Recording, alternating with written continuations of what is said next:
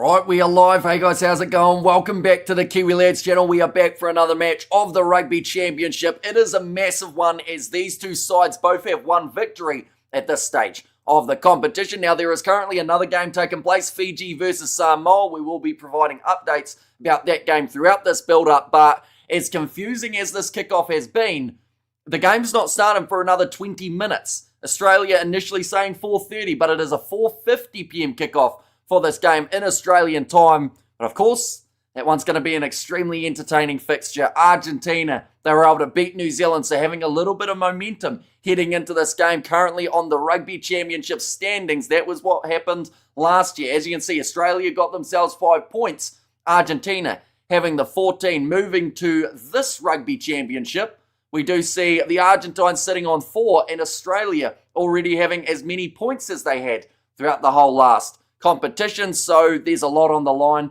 If this series goes 1-1 and New Zealand and South Africa do the same, then it all becomes on the line for the last rounds of the Rugby Championship. Looking through at the starting lineup, first of all, for the Australians in the front row, Tom Robertson slots in as the 1, so still no James Slipper for the Australians. Billy Pollard and Taniela Tupou, Tongan Thor, slotting in as the number 3. Nick Frost alongside Tom Hooper in the locking duo. No Will Skelton for these games. He was playing in South Africa, but now has gone back to club commitments for these legs of the competition. Nick White gets the start at 10 after his concussion in the last game up against South Africa, and Tom Liner returns at 10. A little bit of a surprise, but at the same time, I do think that O'Connor in Joe Schmidt's mind was just the backup option for Tom Liner as well as Noah Lolesio. Now, O'Connor still features off the bench, so he hasn't been completely dropped from the side, but Liner's going to have a lot of pressure here going up against Thomas Albanoz, which is just such an intriguing kind of head-to-head. Lena Katau in the midfield alongside Joseph Suali'i as that centre pairing. Corey Toole out on the left wing, Max Jorgensen out on the right, and I have to say those two men have been in some brilliant form, definitely after that last game up against South Africa, even in the losing effort, both well and truly looking the part. And Andrew Callaway, he will get the start at 15. He did actually play a predominant fullback role in that last match between the two teams, in fact, the last match for the Australians, and that was due to the early Tom Wright injury that left that man out of the side. Looking through at the chat, we have got there, welcome back, my friend, says Joss, welcome back, hope you're doing extremely well. Good morning, how are you, Hamish? Is Australia going overtime? Says Mohadeen, they are. So they are starting in 19 minutes time for this fixture. They are always delayed for some reason. They tell everyone one time and they go with a different one. But yeah, it does mean that this game gets even closer to that All Blacks versus South Africa matchup. So there won't be a huge amount of build-up for that game there. Good morning. Says Mohadeen, and A says Naz Williams, not bad, Hamish, 38 seconds. Says it's Razor, and currently the score, Fiji have just extended their lead a little bit more, 22 points to 15 in that game up against the Samoans. Samoa would need a bonus point win to qualify automatically for that Rugby World Cup, but it may just be a little bit too little too late for that flying, or that Manu Samoan side. Looking through at the starting lineup for the Argentines, it is Mako Vivas alongside Julio Montoya and Joel Scalevi as the front row. Franco Molina and Pedro Rubiolo making up the locking duo with Juan Martin Gonzalez at 6, Marcos Crema at 7, and Pablo Matera slotting in as the number 8. He is a very dangerous player. He was sensational in both matches up against New Zealand, particularly the second, where he was able to just bring so much impact to that side. Marcos Crema back in that loose forward trio. Juan Martin Gonzalez, they will try and be physical up front here. Argentina, crunching tackle in the Fiji versus Samoa game. Michael Alaalatoa has just clotheslined a man and got himself penalised at the back line. Garcia, he has been busy throughout this Rugby Championship alongside Santiago Carreras as their number 10. Santiago Shoka Barres gets the start at 12 with Lucio Cinti at 13. Both of those men having some great statistics throughout this Rugby Championship comp. Mateo Carreras out on the left wing, Batista Delgui out on the right, and Juan Cruz Malia as the number 15. But those are the starting lineups, ladies and gentlemen, for this matchup. We have got the Are You Ready for the Big Game? Did you sleep? I did manage to get a few hours sleep, probably not as many as I would have liked, but at the end of the day, there's a big game around the corner, so no one was going to be able to sleep, I don't think, perfectly anyway. But yeah, I managed probably about 5 hours, which is better than I did expect. How do you think Lavanini will do in Super Rugby? I'm intrigued to see how Thomas Lavanini goes because he's a phenomenal player. There's no denying that. I'm wondering where they're going to play him because, he's predominantly a 5. Whereas at the Highlanders, you'd argue that is the one spot that's almost guaranteed each and every week for them, and that is Fabian Holland. So whether or not Holland maybe moves to 4, or maybe Lavanini plays in that 4 jersey instead, but I do think there'll be some sort of reshuffle and a world where you can have both of those men in that same side. Who wins Fiji and Samoa? At the moment, 15 minutes to go on the clock, 22 points to 15 in favour of the Fijians. Samoa had themselves the early lead, just letting it slip as of lately though, and sadly it is that ill discipline that has proven to be quite crucial when as the game says 10-2. So the game does kick off in 15 minutes time. Australia love doing this thing, how they'll tell everyone a kickoff time and then they won't do it at that kickoff time. Can you explain why Sia is not captain? So pretty much GC Creel was named as the initial captain because Sia Kolisi looked unlikely to play. Then Kolisi did recover. So then rather than having it switch and go to Kolisi after Creel was told that he would be the captain, they decided to give Creel that captaincy anyway. But I'm not too sure how much time Kolisi's going to spend out there on the field. I'll be honest. It could be a bit of a concern if he gets hit hard. We have got there, I hear the Landers have a few big signings too, possibly Jacob. They could be a very good team. Well, that's the thing. They've always had that potential, haven't they? But they just haven't quite got to that next level. We have got there from Naz Williams as well. Still not getting a lock-in. Anyone know the specifics on the reason? For Solokai Lotto, I assume that is. I honestly don't know because I would have him in those matches because he's an extremely dangerous player for the Australians. Speaking of danger off the bench for these two sides, Carlo Tizzano in their number 20 jersey got some brilliant jackling ability as well as try scoring. He scored the most tries out of any player in Super Rugby Pacific. In terms of the backs, Tate McDermott, James O'Connor, and also Filippo Dungunu. That is a name that we haven't seen too often in recent times, but a name that I'm sure a lot of people will be happy to see. Can really bring that punch off the bench, either in the centres or out there on the wing.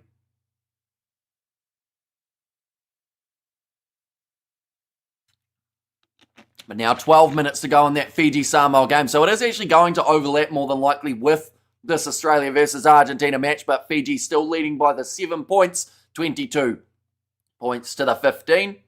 And off the bench for the Argentines, I'm keeping a very close eye on Joaquin Oviedo here because, he's the type of player throughout some of the stats, like I mentioned in Super Rugby, in the Rugby Championship so far. We're going to scroll down, see how often Oviedo's name appears. He has had 22 carries throughout his first 2 games. He is also, I'm sure I wrote him somewhere else as well. Oh no, that was Rubiolo. He's made 25 tackles throughout this Rugby Championship at this point. Some massive numbers. I mean, you look at the Australians. Tom Wright's the highest in metres gained on their live. That's an interesting name. We have got there. Wait, I thought James O'Connor got dropped from the squad. Did I get fake news? You did. And that news outfit got a little bit of stick in the comments, but he's off the bench in this game. They were pretty much saying, it's just that he's not in the starting lineup, but he's off the bench. He's still there. And Hampshire love the tie. It might be a special occasion or something. Says I'm going to butcher your name.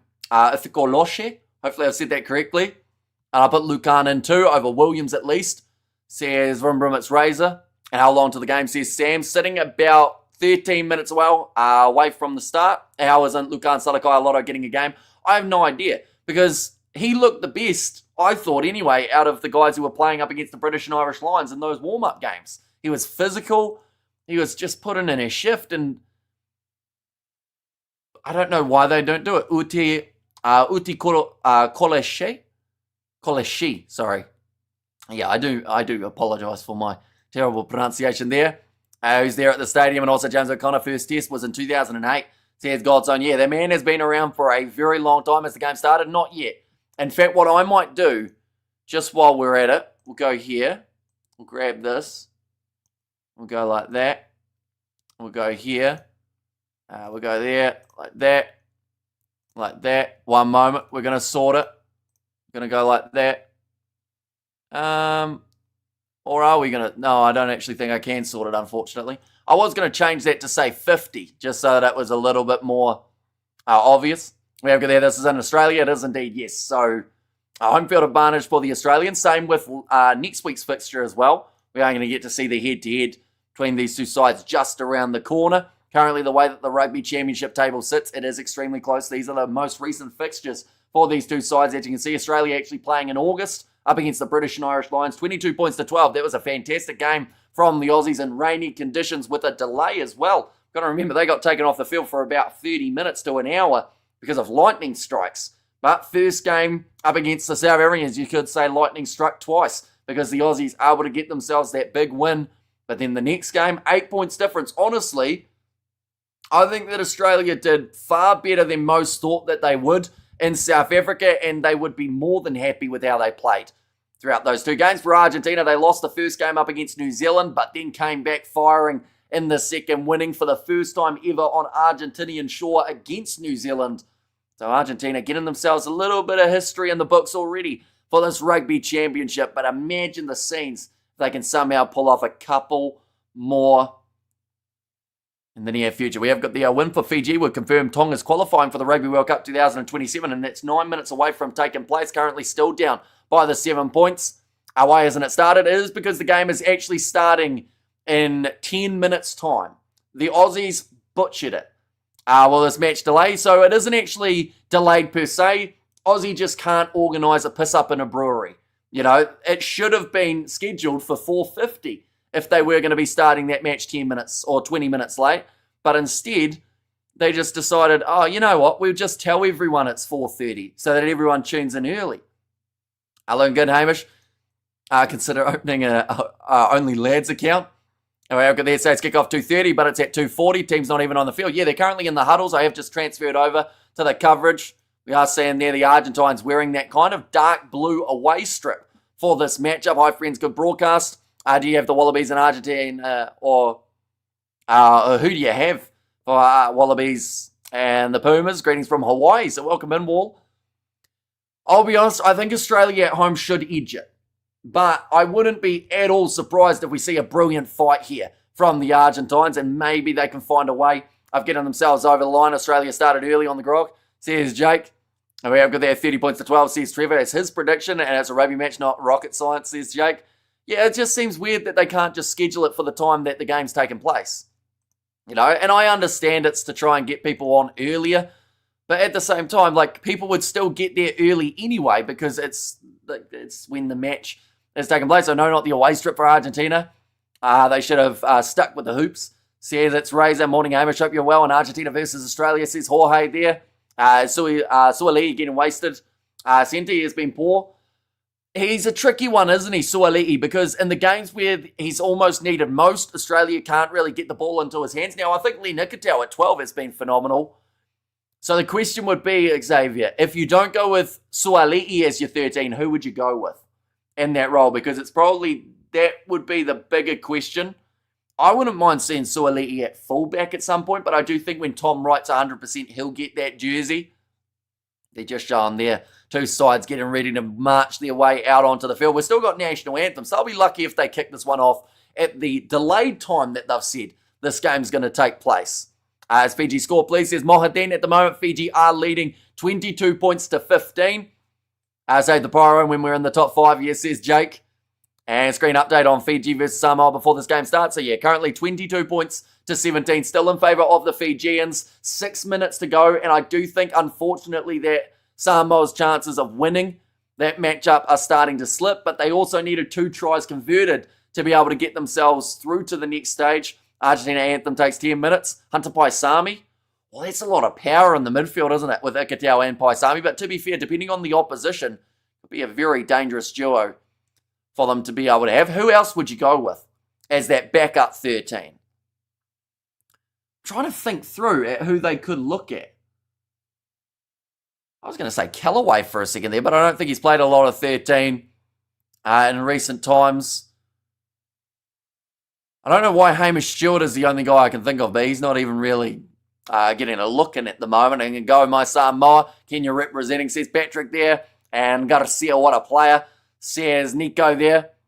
And also Suali'i is good at centre, I think. The skill set for the back three are probably just a bit out of his depth at the moment. And greetings from England, Fiji and the Wallabies for the win, says Frank. And as if only we had Sione Tuipulotu, that would solve a lot of problems, that is for sure. If Tuipulotu was the option there, but the Argentine national anthem is now being sung, ladies and gents, as this match just about to get underway. Have you ever been to Kenya? I have not, but one day, I feel like if I go to South Africa, going to Kenya would also be hopefully on the cards, just to try and cover a little bit more turf.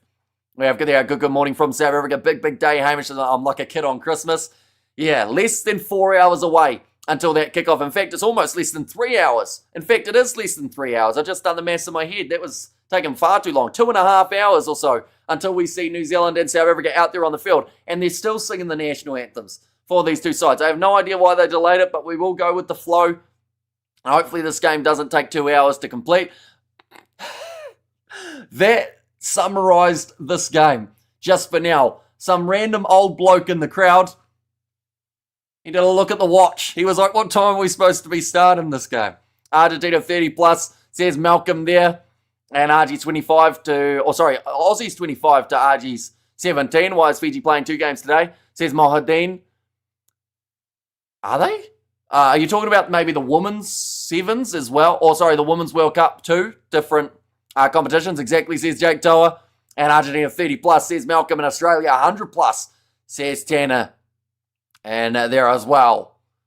I think we actually got the shortened version of the Argentine national anthem in this case, because they have been and done it already, but this team fired up. Santiago Shoka Perez, I think, is going to be an absolutely insane unit out there on the park. The way that he will run this ball, we've also seen Len Ikitau do the same for the Australians just around the corner. But what we will do is we'll show the starting lineups before this match gets underway. Tom Robertson, Billy Pollard, and Taniela Tupou make up the front row. Nick Frost and Tom Hooper in the locking duo with Rob Bellatini at 6, Fraser McWright number 7, and the return of Harry Wilson. That is huge for the Australians because he was monumental in that first game up against South Africa. One of the big reasons why they were able to get themselves the victory. Tom Liner, he also will return in that number 10 jersey. He is partnered with Nick White, who, fun fact, also returns for this Wallaby side. He did get injured in the second game up against the South Africans. He's got his head back in where it should be because Kwagga Smith slammed it into the turf.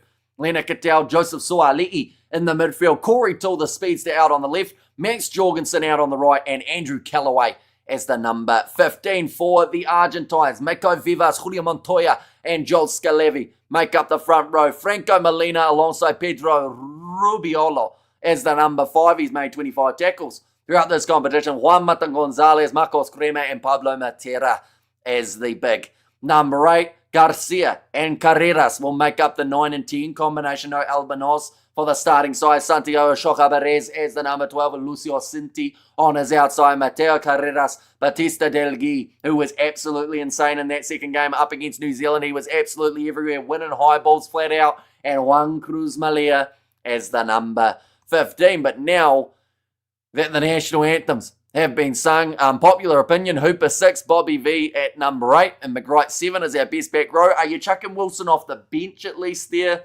Xavier? Because if you're going Wilson off the bench, I would say maybe, but it cannot be denied how much of an impact Harry Wilson can have. To the one saying good morning from South Africa, good night from Canada. Just got back from the pub, says Jameson there. And even the Pumas just want to start, says Big Rig there. And let rugby win for a change, says Martin. And also, I hope Dungunu doesn't get injured again. Every time he plays for the Wallabies, he gets injured.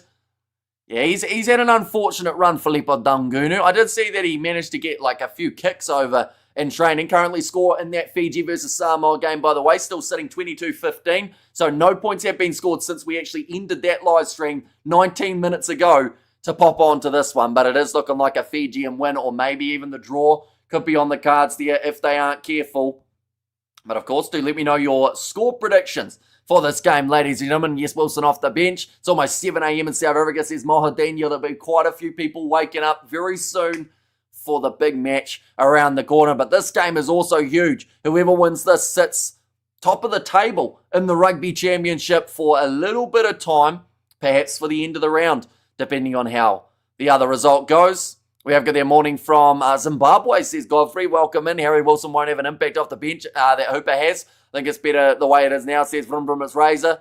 And lovely to see your shirt and tie. On the last live stream, we actually had to strip to be able to change into it. But I did it off camera, so I'm sure you won't want to go watch that replay. And ball dropped by Argentina right off the get-go. Australia have got themselves the position. Off to the right-hand side, Fraser McWright, tackled by Julian Montoya, who's always busy out there on the field for Los Pumas. Hamish, game delayed. Not really. It was supposed to start at 4:30, or that's the time that they told everyone, but really they were starting now.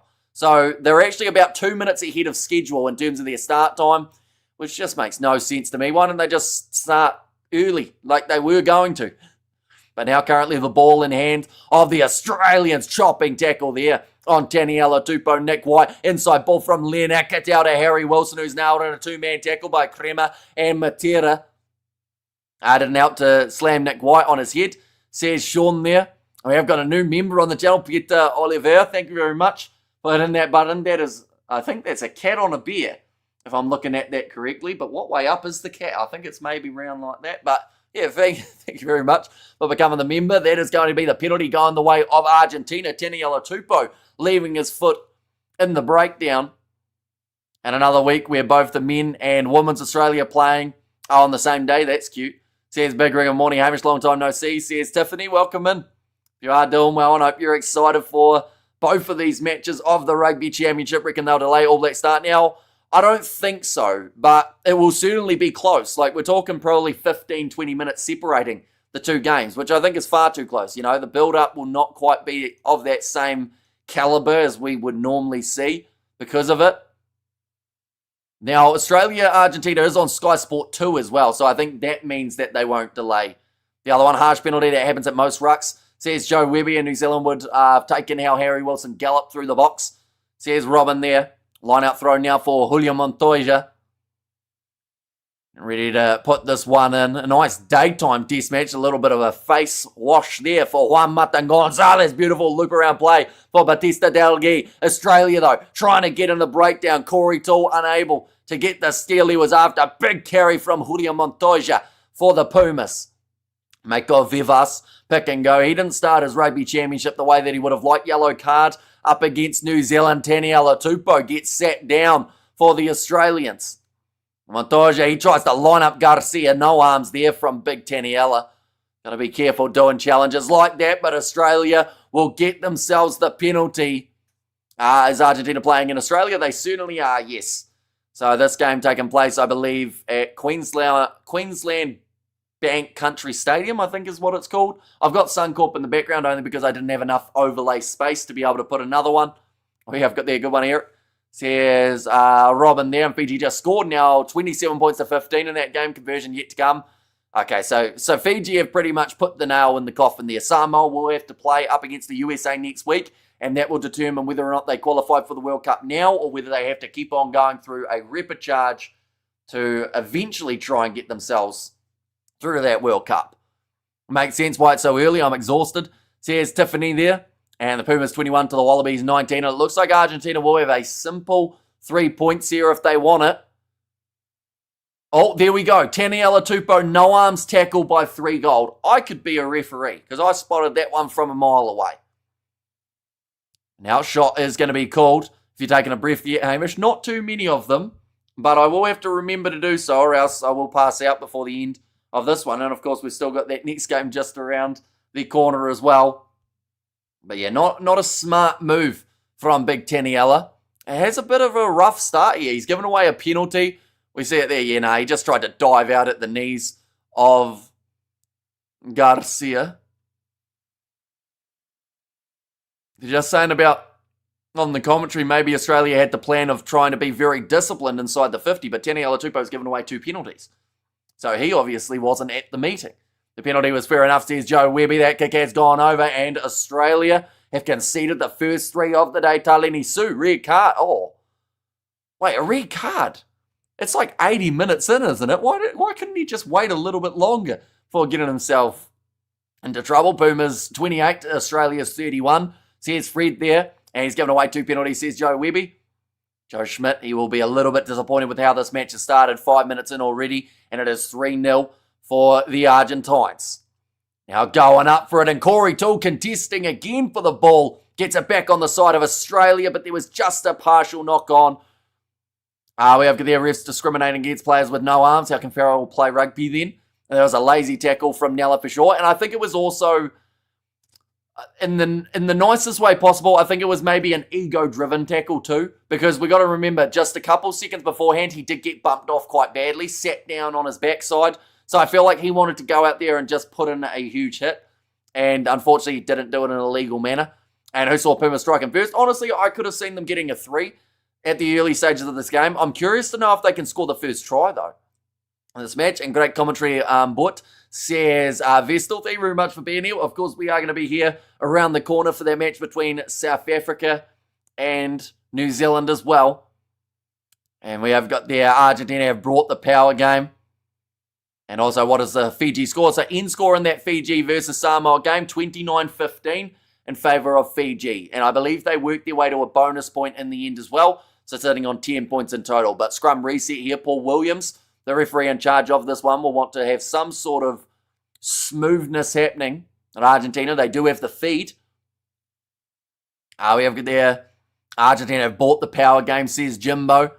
And this game will be won in the first half. So any kind of lead is crucial, considering we both finish hard. Says Gatsanel currently in the scrums of the Rugby Championship. 91% of scrums won by Argentina. Australia actually 100% of their scrums that they have had the own feed for, they have been able to win. That's a big push. And Argentina get themselves the penalty there. Front row angling across. That's a third, I believe, against Taniela Tupou. Or was it Tom Robertson? Okay, not staying straight against Tom Robertson. I thought for a second that was going to be the three-peat for Tupou within 7 minutes. Where are they playing in Australia? They are playing in Queenstown Bank Country Stadium, I think is the name of it. Yeah, massive push there. Might be in Townsville, though, is the more specific location. Los Pumas, Vamos Amigos, says a roof there. And also we have got there Townsville. Now attack and run. Carreras gets it away to Santiago Chocabarez. Garcia moves away to the right-hand side. They're in my town. You really need to change your YouTube name, I have to say. Is there a way to watch without paying?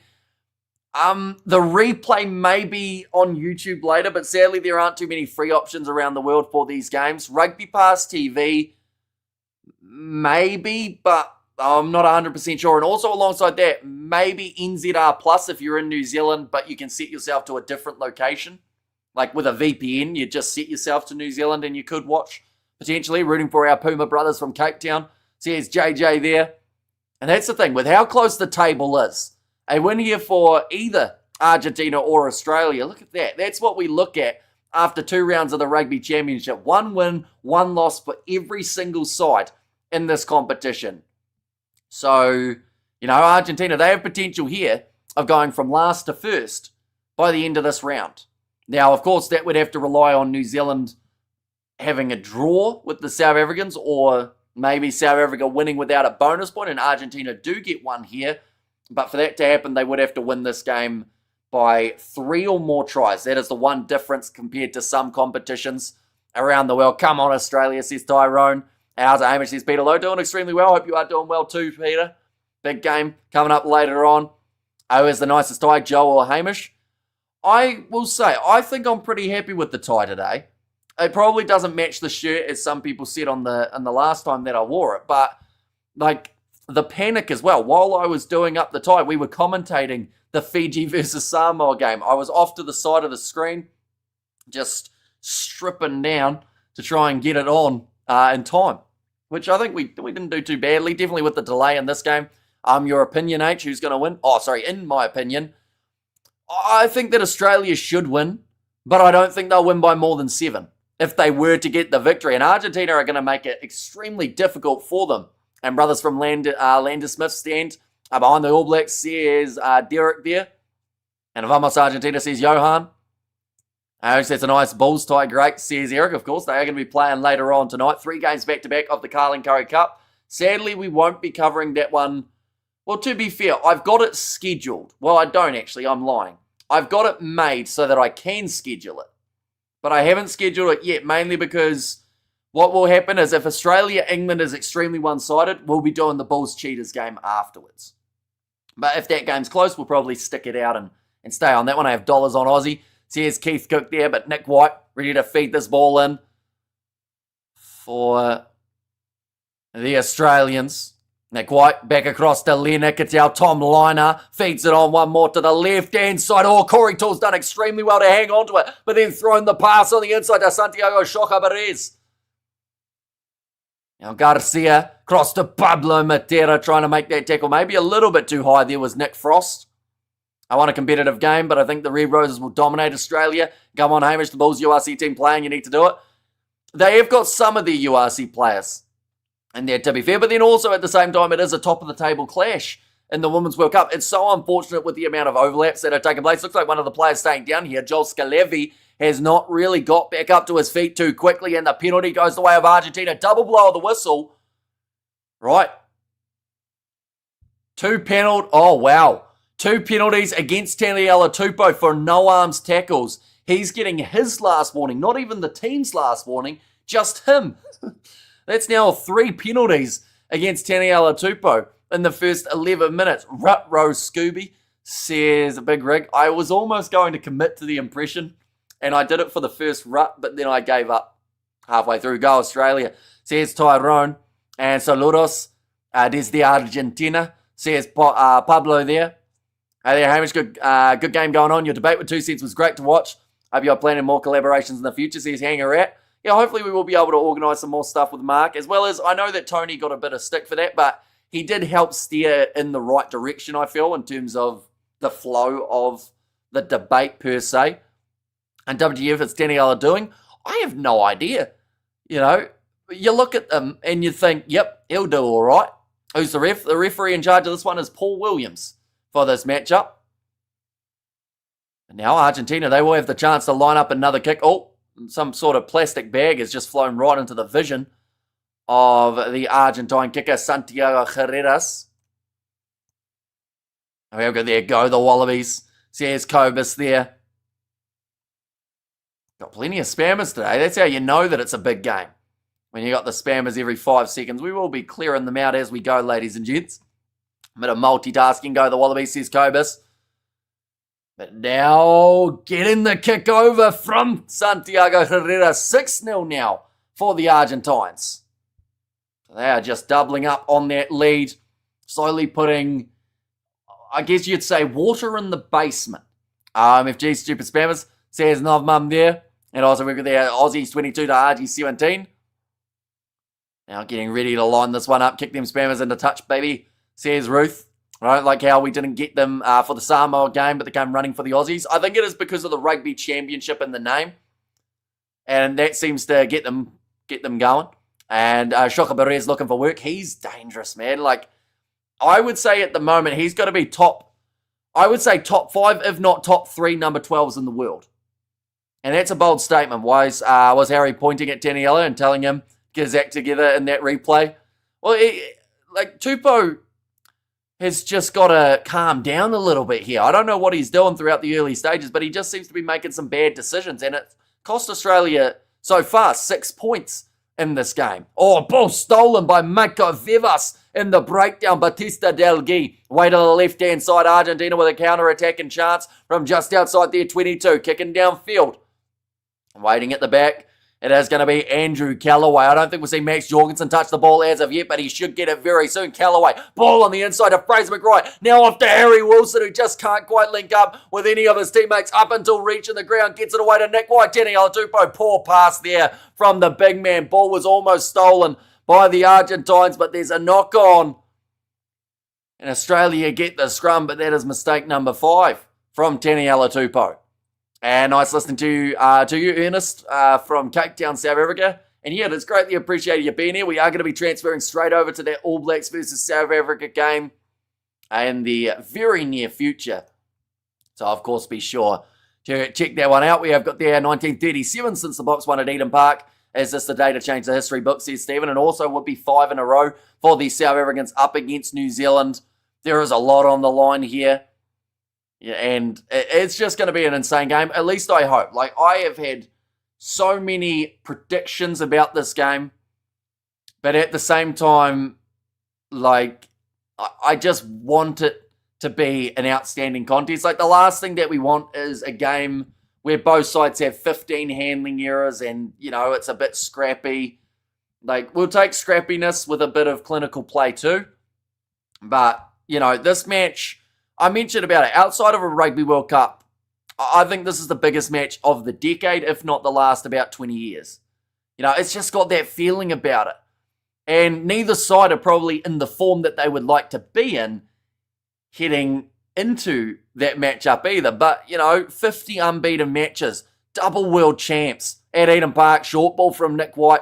At the back of the scrum, Taniela is going to be an Aussie. Rico, if he keeps this up. Oh, this looks bad. This looks really bad, in fact, for Franco Molina. He has stayed down for a little bit longer. Taniela Tupou sells the dummy ears. His leg chopped out by Marcos Crema. No arms by 7-year. Crema might be in a little bit of trouble. He loves to toe that line and often does step over it. Little bit of a handling error in the breakdown. Getting on it. Julio Montoya so close to the steal for the Argentines. Nick White back across to the right-hand side to Tom Robinson. After that, seems like Australia making the errors at the moment, says Joss. And it's just whether or not the Argentines can keep on just adding those extra points.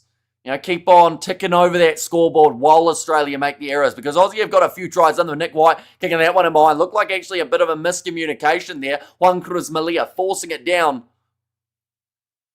We have got there Diego Maradona in the crowd. I would hope not, as he did pass away a couple of years ago, so that might be quite a brutal thing to look at. We got there Sean Fitzpatrick says, Bok legs are tired. If you doubt that, just ask Harry Wilson, says Robin. Listening from Mexico, says Gavin in there, but slowly falling asleep as it's gone past 11 here. I'm at how difficult it is to find radio commentary on this game. Of course, that next match, South Africa taking on the All Blacks just around the corner. Nice take from Corey Tall. And I have to say, it's quite nice to have a game before that match, just to kind of settle the nerves. Why can't you screen the game in the background? Because it would be illegal, sadly. Any licensing, or a lot of licensing, would be required. And sadly, we don't have any of it, so copyright infringement would hit us. We have got there Jorinda. Thank you very much for becoming that channel member. You now have access to those emojis on the channel too. An advantage against the Australians. Callaway. So then 23 metres out. Mako Vivas trying to put up a bit of a fight there. Drop ball from Taniela Tupou. They're going to go back for another penalty in favour of the Australians. This is an easy 3 if they want it, just to get some sort of points on their board. We have got there Southern Renegade robbed by who? Says Sean. I have no idea what you mean. We have got there someone told Nick White. It's not a soccer game. Says Mr. D, and also got the Wallabies. Says Tyrone. Hello from Burgerland, aka the USA. Says Valhalla. Looks like a bit of an injury at the moment for one of the Argentinian forwards. But the decision now for Harry Wilson. Do they want the 3? Or do they go for that 7? A little bit of a risk if Pumas win. Will Joe Schmidt still be a genius? Says Brian. The thing is, though, I would say in terms of Joe Schmidt, right, what he's been able to do for Australian rugby has been absolutely massive. And just the most recent kind of, well, even just his coaching stint. So I still think that he's done a lot right. I haven't heard too many people calling him a genius. Maybe that is just because of the fact that they won in South Africa and people are kind of trying to run with that storyline since Rassi's often referred to as a genius as well. But I think that Australia, if they're beaten here by Argentina, I think that Argentina would thoroughly deserve it. Like they are a side that have grown a lot. Look at last Rugby Championship. They managed to get themselves the 3 in a row. Southern Renegade says Boxer not world champions. Says New Zealand were robbed. Who's Southern Renegade? Is that like a newspaper or is that like a channel? What is Southern Renegade? We have got there, hey, Big Rig Joe. What time is the game at? Says Valhalla. And there as well. But that New Zealand game, less than 2 hours away from starting off. Head injury assessment for Franco Molina. Australia doing well to make yards against the Pumas defence, says Jimbo. Yeah, something that New Zealand did struggle with a little bit last week. Now Billy Pollard, ready to throw this one in. But Huido Petty, not exactly a bad sub to make Sway onto the field, nicely taken. Now rolling more, going sideways here for the Wallabies. Billy Pollard has to be very vigilant of where that sideline is. Nick White told to use it. Going to go off to Tom Liner on the left-hand side. Now Suali'i decides he wants to drop the shoulder. Gets the offload away to Nick White. Little sniping run from the mustached halfback. Out to the left. I've got space here for Australia if they want to. I would say out to the left-hand side. They could be in for all money. Callaway going back across to the right-hand side. Now Lenikatau popping it up to Rob Valentini. 10 metres out from the line. McWright. Oh, penalty goes the way of Argentina. A little bit of an argument coming here from the Australians. We've got the Andrews here. Keep focus on this game, please. There was a stoppage, which was why we did end up talking about something else. That was during the injury of Franco Molino, who we did see replaced by Guido Petti. So we were just in a bit of a stop, which is why we weren't doing the play-by-play. We have got the arrogant Aussie not taking the 3 again. Yeah, they might be underestimating. Well, I don't think they're underestimating the Argentines. I think they're just making not the best decisions.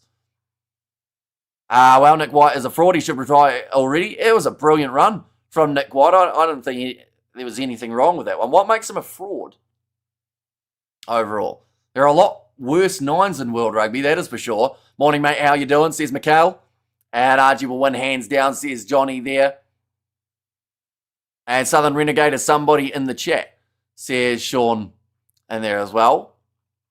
But people are going to have their opinions. And unfortunately, you won't be able to agree with all of them in that regard. It's just, I wouldn't lose sleep over it, is the best thing to say. Because if you do, it's just, life's stressful enough to let one guy in a random chat get in your head, if that makes sense. But now, kicking high here for Argentina. Good morning, says Johan. Welcome in. Hope you're doing extremely well. Nicely taken under the high ball for Max Jorgensen. Breaking the line. Just couldn't quite get his offload away to Harry Wilson. Argentina is next level. People don't know, says Waville there.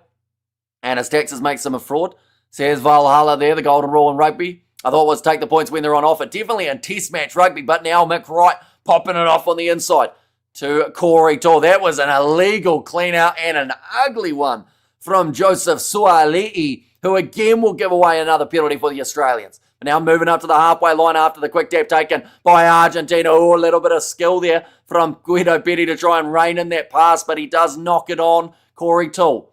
Hey, good morning. No easy games in this championship. Absolutely not. Definitely with the way that it sits at the moment. Retirement home to Nick White. Can make up your mind this time, says Robin. And we have got there, Hamish, you're a psychologist, fantastic. Love your replies, says Ruth. And Aussies have had poor discipline. Yeah, they've given away about 6 penalties already. I can't believe we're 21 minutes through this game. Slapped back by Corey Toole again. But it is grabbed by Lucio Cinti. Now Garcia off to the left. I don't think we've had a TMO. Oh no, we've had one TMO, haven't we? But this game's pretty much been running smoothly as it can. Come on, the Pumas. And also spent time in St. Paul and McCollege's great place. Says Hanger, that one's going to be kicked high. Liner does very well to take it under the high ball. Now Nick White, back across, short ball. Tom Hooper goes to Harry Wilson with the big fend attempt. Nick White, again going off to Taniela Tupou on the short side. Into the breakdown and the penalty advantage. Going against Argentina. Sport New Zealand will win by 15-12. Come on, Argies. I don't usually stick up for you, but please beat these snotheads, says Bruce. We have got there Nick White's performance will speak for itself throughout the game. Well, so far he's been one of the better players out there on the field for Australia. So I assume you're saying that he's doing well. Good morning, Hamish from a cold Chile. Been a year or so, says Ocher, and it's greatly appreciated you being here. Hopefully Chile will be in that next Rugby World Cup and we will be able to cover those games of the Chileans again. And Wilson's a beast, says Jimbo. Rubbish, he was supporting his weight. Williams, you're blind, says Joe Webby there. Oh, Taniela Tupou leading with the elbow into the neck of Garcia there. He's got to be very careful. He's really towing the line. We've got a drinks break here in Townsville at the moment for the two teams. I was expecting a higher score, 25 minutes in, and Australia to score first, says Big Rig. And good morning from South Africa, says transient. Yeah, I think we're going to have quite a few people popping in for the morning. And as rightfully so, there is a massive game just around the corner taking place. It is going to be absolutely huge. South Africa taking on New Zealand. And what will be an absolutely incredible game when heat stress index reaches high. A 3-minute cooling period must be taken midway through each half. Well, there you go. So the heat stress index is high here, so we're going to have another delay for this match of the 3 or so minutes. As your voice going to last? I think so. We've done plenty of live streams before. I'm more concerned about that 4 a.m. live stream, whether or not it will still be there for it. Wallabies better break these Pumas down. Says Zai there, and 29 points to 15. Tosa Fiji Toso, and defeat Samoa and their Kiwi players. Says DK, and also we've got their kickers. Let's go. Says Ruth. Will Argentina tire in the later stages? And also we have got there as well, bringing the gamers in Townsville. Not just the heat, plus the humidity is thick here. Yes, yeah, I think that it might be a tricky one for them, for the Argentines. Definitely with the pace that this game has started at. We've seen a lot of counter-attacking coming from the Australians. Some nice work from the Argentinian defence, though. So if they can stop Australia from breaking the line too many times, that might help them out big time. And what time are you doing the Springboks Live? I actually have no idea, but either way, it will be before kickoff. It depends a little bit in terms of what time this game does end. Like, originally, I would have loved to do an hour build-up for that match between New Zealand and South Africa, but because of this matchup, it does make it a little bit tricky. Mate, the team brings water on every stoppage possible, says Zyber. Now Australia only 5 metres out from the line. Nick Frost, they've got the advantage. Nick White scores the try. That one was for Katzenell, and he gets the first try of the match for the Australians. Heat stress, mate. You just got out of winter. What are you talking about? Heat. That is what it came up with on the screen. But the Nick White try gives Australia a potential chance of leading here in this matchup. Garcia is a tough little man. Watch him. He's dangerous. Says it was there from Blues Nate. And also greetings from the islands. Can't wait for the game. Says Kevin there. And yes, Nick White. Says Joe Webby. What would you talk about for an hour? We've done multiple hour build-ups. And to be fair, we did 3 hours worth of live previews earlier on yesterday. We did one South African time that was about an hour 30. And the other one that we did was around an hour and a half as well. And kick will miss, says Dominique. And Nick White just showed his class, baby, says Ruth there as well. Good morning from Mike. Welcome in, Mike. Hope you're doing extremely well. And Tom Liner gets the kick down the middle, making the score now 7 points to 6. Just a 1 point difference from retirement to a try in Townsville. What a year to be alive, says it's Razor and woohoo. And hi, everyone from Wellington, Western Cape, South Africa, says Annie there. And his moustache. And yeah, just a really nice pick and go. Saw the space. Pablo Matera tried his best to cover the ground, but couldn't quite get across in time. 24 minutes through. Aussie taking the lead for the first time in this match. Now, kick downfield. Nicely taken by Joseph Soaleti. In fact, that time it is Len Iketel. We have got their All Blacks all the time, but the Pumas are a bloody good crew. So go the Pumas, says Jade.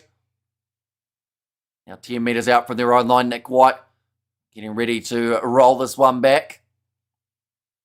Been told to use it, can't muck around with it too much here for Nick White, but does manage to find the touchline. Argentina 22-17. I can't go to sleep knowing Nick White played a role in winning against us, says Katzenell. And Tonga qualified for 2027 World Cup thanks to Fiji, says DK. Yeah, it was a brilliant performance from the Fijians throughout that second half. I like how Pumas waited 25 minutes and then conceded a minute after you praise their defence. It's commentator's curse. Unfortunately, it does happen. And it happens more times than not. We're going off to the left-hand side. Carrera, short ball. Shoka Perez goes to Crema. Now Argentina sitting about 30 metres out from the try line. Haven't seen the return of Franco Molina as of yet, so he hasn't passed his HIA just for now. Garcia going across to Santiago. Shoka Perez. Carreras. Popping the ball up. Sinti now finds Crema. Nick White, brilliant player. Morning, Hamish and everyone. I hope and made before Hamish. Served us kosher eggs on toast, says Kevin there. And what's your opinion on Fiji potentially joining the Rugby Championship? I know the rumours are very unlikely to actually happen, but it would be interesting. It would. I think that Japan and Fiji both would be great to see, but I also don't want to see them lose the Pacific Nations Cup. Moments on during the day. but probably good for Argentinian TV. I'll be honest, I really wanted this game to be the 10 o'clock kickoff, like the British and Irish Lions games. It's weird that we got 2 afternoon fixtures for the Aussies, but after winning the penalty and the breakdown from Fraser McWright, Liner able to put the ball into touch, having avocados on crackers for breakfast. See his roof there. And interesting that they are putting Toole in as defender at 13. I would have thought they'd hide him a bit. I don't know. Corey Toole has that deceptive defence, I would say. He's actually one of the better tacklers we have seen for Australia in the sevens for quite some time. And goes round the bootlaces nice and low and just seems to be able to really control it. But what we will do is we'll go like this and we will go like that as well. There we go. And Wallace Atiti has become an all that great. Good to see him back. Yeah, playing in that number 8 jersey for this match. Rob Valentini with an unforced handling error there.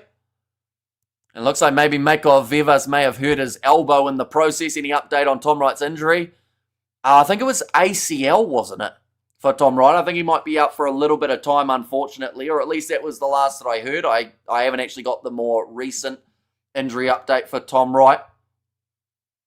But yeah, an unfortunate just accident in the way that he did land and just twisted awkwardly. Quite a few penalties either way, says Joss. And the thing is, when Australia get penalties, they kick for the corner. When Australia get penalties, when Argentina get penalties, they normally go for the 3s, and they just keep on adding it up. Good morning, Hamish from South Africa. Thank you for the great commentary. You make us feel like we're there, says Sandra, and we've got plenty more coming later on. We had thick, rich, homemade bone broth for breakfast, says Annie.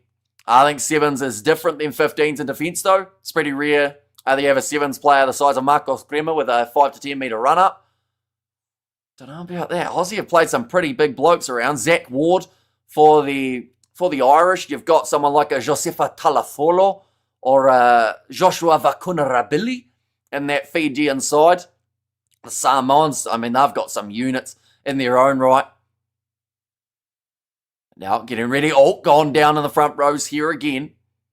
Out for a year, according to Sky Sports. Geez, that's brutal, isn't it? A whole year out for Tom Wright. Maybe that is why we're seeing Callaway in that 15 jersey. And to be fair, if they were going to look at transferring Suali'i into that number 15 jersey, I think that now would probably have been the time. But perhaps we see that a bit later on. Can you comment on the actual game, not the comments on the chat? Says Ian, we normally do a bit of a mix because at the moment there's a second scrum reset. Nothing's happened in the game for the past 2 minutes because they've been playing around with the scrum. I could tell you what colour Gonzalo Garcia's boots are, though, to fill in the gap, if you would like. But Garcia ready to feed the ball in with his bright yellow boots. No, in fact, they're pink for this matchup. And now ball's gone. A big push from the Australians. Pablo Matera going off to Garcia. Short attack and run from Santiago Shoka Perez. He's got 2 men on the outside. Drawing past the Juan Cruz Malia. Beautifully shoveled on to Bautista Del Gui. And it's the first try of the match for Argentina, and they take the lead back in this contest. It's off the attack and run, the flat attack and way that Santiago Shoka Perez was able to get his way through. Have you seen the Canterbury score versus Southland? I actually haven't. I know that game was taking place for the Ranfurly Shield, but I have no idea what the score sits at the moment. Shoka Perez with a great run. Yeah, phenomenal run, the way that he pierced his way through. We have there, Hoyo. And though, to be fair, people would say I much prefer to tackle a big boy than have to tackle a Chesley and Colby, so I guess it works both ways. Says a razor there. And can I ask a question? Did Hondre miss any kick? Hondre Pollard missed 0 kicks last week. I think he didn't miss any the week before either. We have got there, Hamish. Do you ever heard that popular song, Don't Cry For Me, Australia? I haven't. I've heard of a different version, but that one coming around and misses away to the side for Santiago Herrera. So currently sitting 29.5 minutes through, and the Argentines have got themselves that lead back 11 points to 7. But what a run from Santiago Shoka Perez. Also, brilliant work from Juan Cruz Malia to know that he had a man on his heels to be able to then shovel that ball on without ending up knocking it on or anything along those lines. Like, Toole had pace and probably would have caught Juan Cruz Malia had he decided to run it instead. So just a very good move. Misconversion missed indeed. Yep, missing it away to the left-hand side. So the first miss of the day for the Argentines. Nick White kicking this one off high. Currently, the sun is covering half of the field. Oh, Corey Toole looked like he was feeling the ribs in that case. Pablo Matera, good morning. Good early morning from Ireland. Hope Joe and the Aussies win this one. We have a lot of time for Joe here. RG's always dangerous though.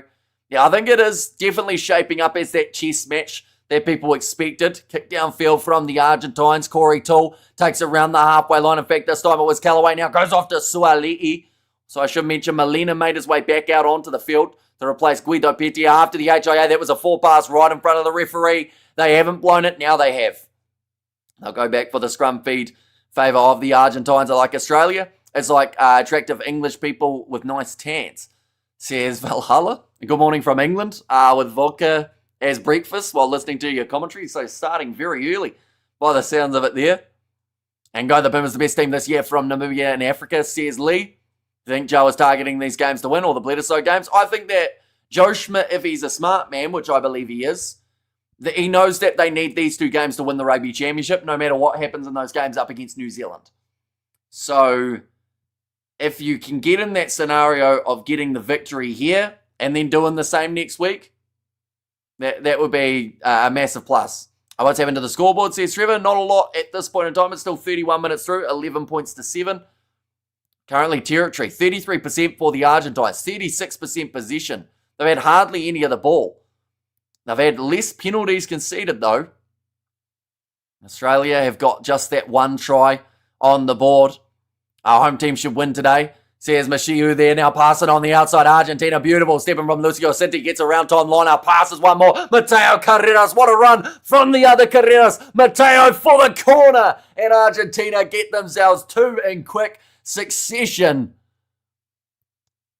And now they add some more points on the board. Batista Delguer's class. This whole Argentinian backline is class. What a run. Starting it off again. This time, I mean, there's so many players we could actually praise in that scenario. Lucio Cinti to break the line initially, getting around Jorgensen, as well as Tom Liner. Then the offload on the outside to Mateo Carreras, then to Santiago Carreras, then ball back on the inside to Mateo Carreras, who finished it off. That's first class, says JW. It certainly is, and that is an amazing team try. Probably the best try of the whole competition. At this point in time, you'd have to say, or at least close to it. The way that the link-up play was on point. And Mateo Carreras with the dangerous last step there. And thanks for the awesome commentary. Says Roof there, and bravo. Says Al. And now Carreras, he is currently sitting 2 from 4 today. 2 from 3 today. And that kick has gone over this time. Making it now 3 from 4. And the lead 16 points to 7. In fact, that'll go up to 18 with that kick going over. Looking bad for the home team. What's going on? Says Machio, Argentina have just looked more aggressive. You know, like I mentioned, they've had less of the ball in most regards. For possession, for territory, they've had less meters carried, they've had less carries, but they're still winning this game because they're trying to create that counter-attack. Short kickoff here from the Australians, but it's well claimed by Pablo Matera. We have got there, man. I'm sure Nick White will find a way back since he's such a good player. Says Katzenell. I don't know whether or not you're being sarcastic, seeing as earlier on you said that he was a fraud. But Australia are nowhere near out of this game as of yet. We have got there, I wanted to take over your job as commentator, but after this morning, I'll give that idea a total miss, leave you to it. Says Kevin there. Now Nick White, cross to the right-hand side, little step coming in from Hooper. Don't count Australia out. Argentina defence can be suspect. And Petrus has said Pumas stepping up big time for this game in Townsville. Beautiful steal almost for Pablo Matera. He must have been half an inch off getting that one. Tom Liner kicking downfield towards the sideline. Nicely claimed by Santiago Carreras. Going for the cheeky grubber. Well controlled by Liner with his shin. Cross to Callaway. Back to Liner. Under pressure here. Almost running the block there for Callaway. Joining the breakdown and the penalty there for Argentina. In off the feet from Callaway. But they put themselves in a hole there, Australia, that they weren't going to be able to dig out of. Has Nick White cancelled his retirement? Is he continuing just for this Rugby Championship? I assume that it's just for this Rugby Championship. But, I mean, some would call him a bit of a genius in some regards, because if you think about it, right, if he didn't say he was retiring, he probably wouldn't have played in that match up against the British and Irish Lions, which in turn would have meant that he wouldn't have been playing in this Rugby Championship too much, so it probably booked himself some decent game time to prove that he is still as strong as he was. Wheels falling off for the Wallabies. Yeah, that penalty count starting to add up, 7 so far compared to the 3 of Argentina.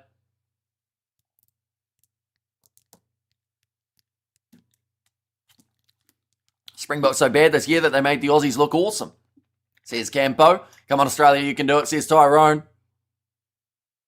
And now ready to line up this kick, Santiago Carreras.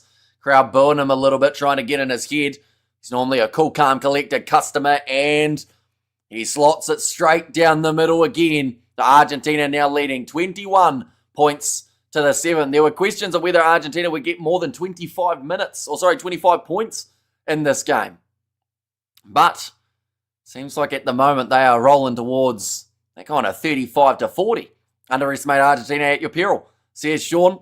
And Pumas are looking very good today, says it's Razor. And I'm watching from South Africa, 7:30 a.m. Beer in hand, Argentina winning the Bok win by 6, says Lobabalo. It could happen. That's the thing. That Eden Park Test match, I would be thoroughly surprised if it's split by any more than 7 points, that game. I think that both teams are getting at least 1 bonus point from the fixture. If not, maybe more. We have got the okay, thanks, Big Rig, says Valhalla, and too many errors from the Wallabies. Yeah, they just haven't looked like a unit at the moment. Had a few too many early issues. Nick White, back across to the right-hand side. Ikitau going now to Tom, line up the wrap around. Nick White now on the outside of Callaway, puts the grubber in behind, but it's going to hit an Argentine player. And again, that kicking game of the Aussies just hasn't quite worked out, and it's a penalty against Australia for offside as well. Argentina's all over Australia. They're pretty much, they're playing in the heat, but they are bringing the heat throughout this first half, the Pumas. The sun's coming out in Auckland for now, says Sai. Yeah, it was said that around 5, or it was actually 4 to 6, somewhere around there was when the sun was supposed to shine. Thanks for not butchering my name. No worries. Hopefully I didn't completely mispronounce it. Hopefully it was kind of close enough. I know that I sometimes get slight syllables wrong, so of course if it was slightly off, do let me know. We have got there what will happen if New Zealand lose today with ranking. It's a good question. We will be going into it that during the preview, but of course they would drop from the number 1 spot if they were to lose this game. Santiago Carreras, just again the wrong decision made from the Australians. They had so much attacking momentum but decided to then go for a grubber, which Argentina had well and truly covered. And damn, not looking for Australia now. Can they do a repeat of Ellis Park? Says Vlad. Well, that's the thing. After the way that Australia went earlier on in this Rugby Championship, they can't be ruled out at any stage. Argentina, they have started this match with an absolute hiss and a roar. But all it takes is one bad decision, one yellow card or something along those lines to completely throw a curveball. It's going to be kicked high. I missed your prediction, Hamish. For this game or for New Zealand versus South Africa? Oh, ball's knocked back by Argentina again. Mateo Carreras, one of the smaller players out there on the field, tackled by another small player.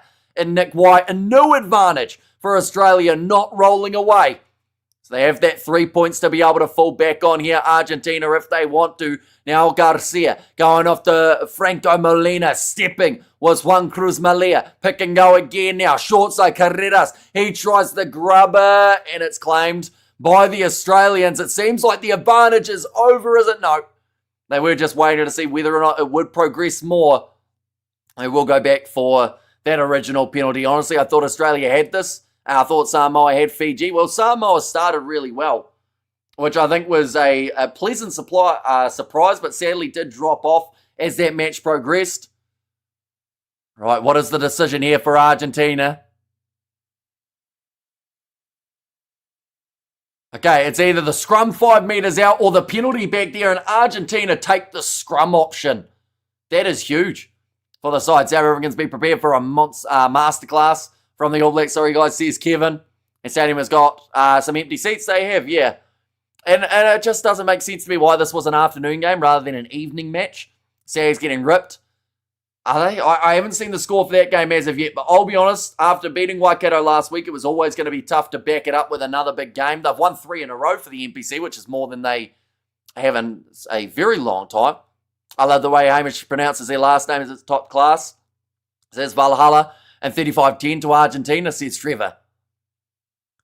Now 6 seconds remaining. Going for the scrum. 5 metres out from the Australian line. That is aggressive from Argentina, but obviously deciding that they can get one more before the end of the first half break as we just now hear that halftime siren of what has been a really smooth half of rugby so far. We've had hardly any TMO into floor. No, that's going to be the penalty to the Australians. A free kick.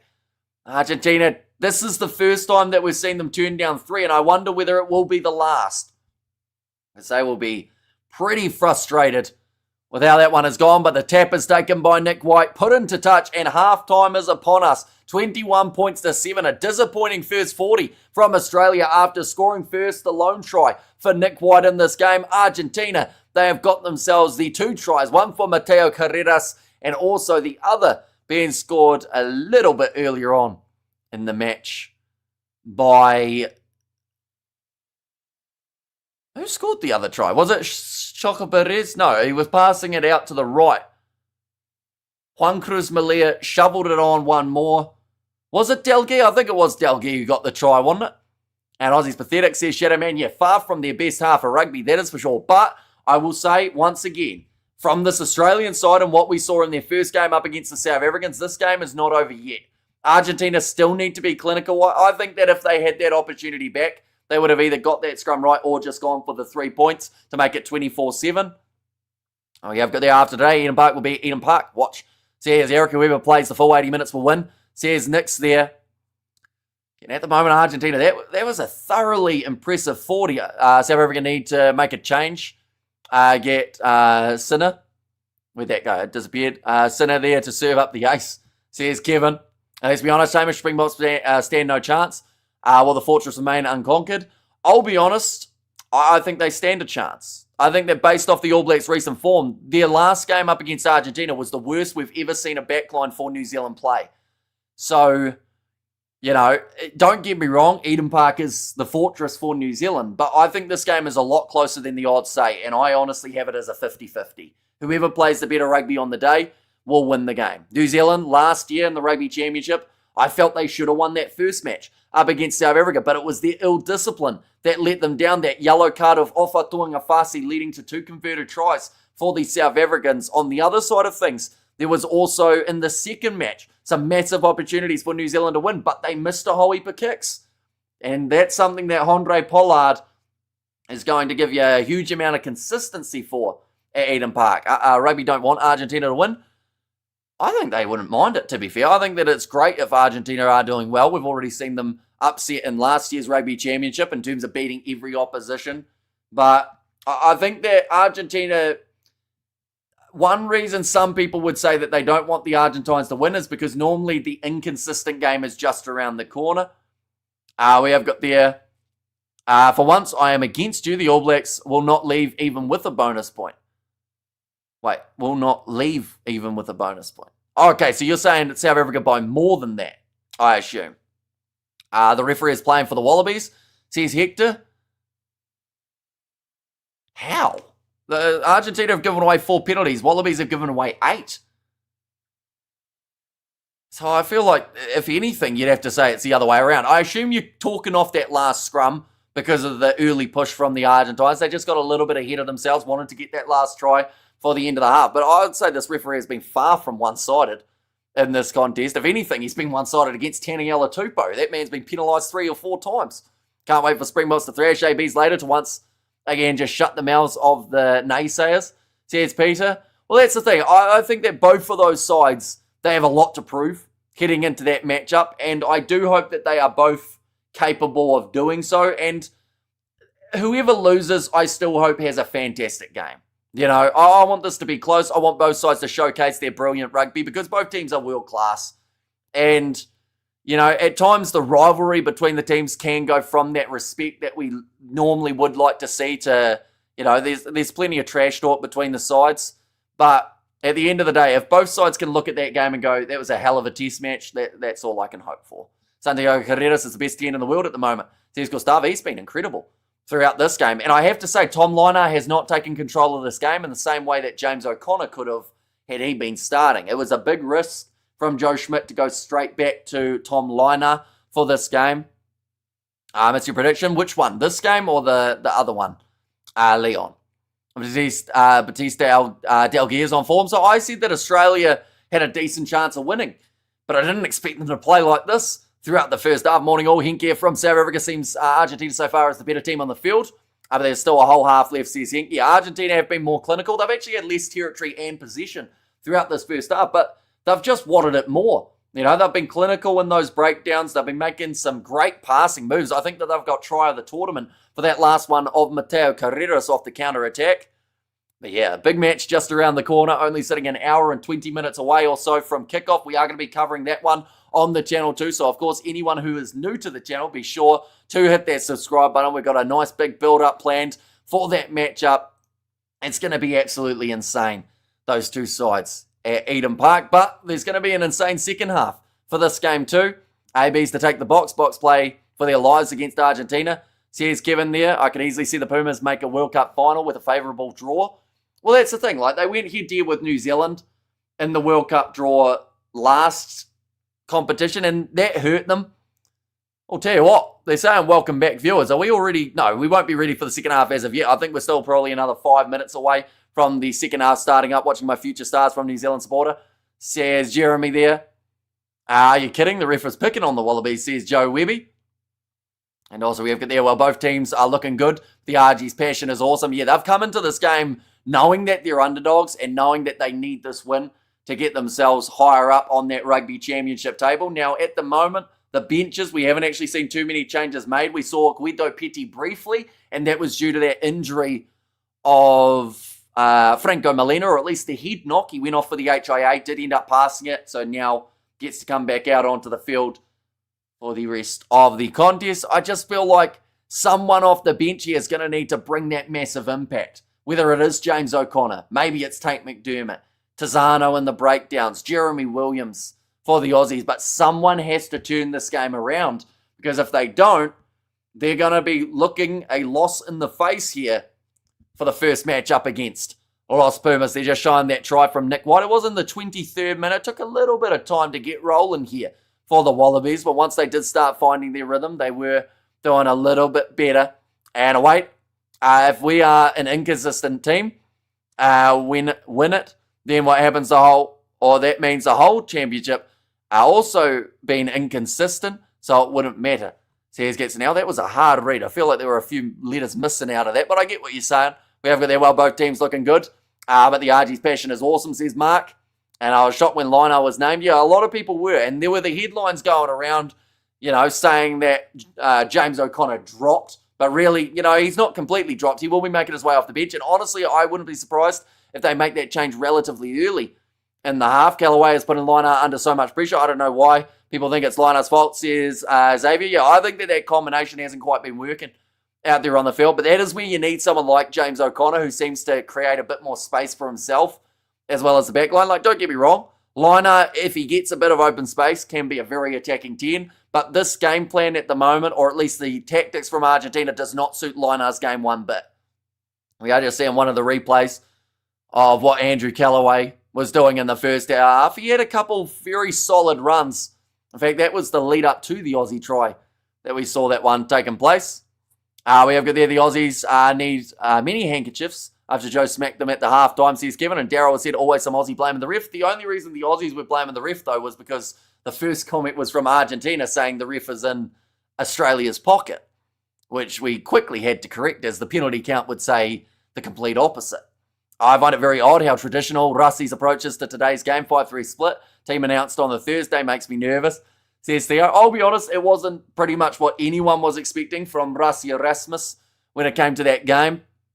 The 6-2 seemed like a certainty in that game. Some were even thinking maybe they were going to bring out that 7-1, but I think just the amount of injuries that South Africa have had recently, it is a tricky one. We have got there, you can only commentate on what you can see, Hamish. Like you said, Argie's playing well, yeah. Like, with a lack of position and territory, you would not think that they would be sitting here 21 points to 7 at halftime. 41% in both of those statistics for the possession territory ones.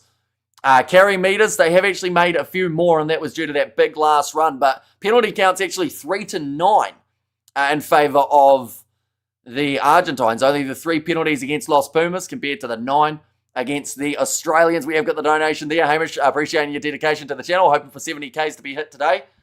I'll have to have a quick look. I assume we're not that far away from that 70,000 mark.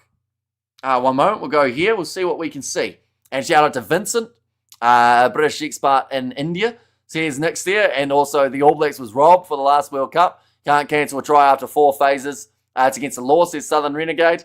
And there, but the World Cup has happened. You know, at the end of the day, now these two sides, they have to look towards that next one, which is around the corner. We are currently 25 away from 70,000, ladies and gentlemen. So if you haven't already, be sure to hit that subscribe button. We may even be able to get there by the end of this halftime break. Just about 2 minutes or so remaining before we are back underway in this exciting fixture. And to be honest, the way how smoothly that first half ran, we might actually get to start our next live stream at that 6:30 start time that we are hopefully going to be looking for. Both sides are playing okay. It's the penalty count against the Aussies that's the difference, says Joe.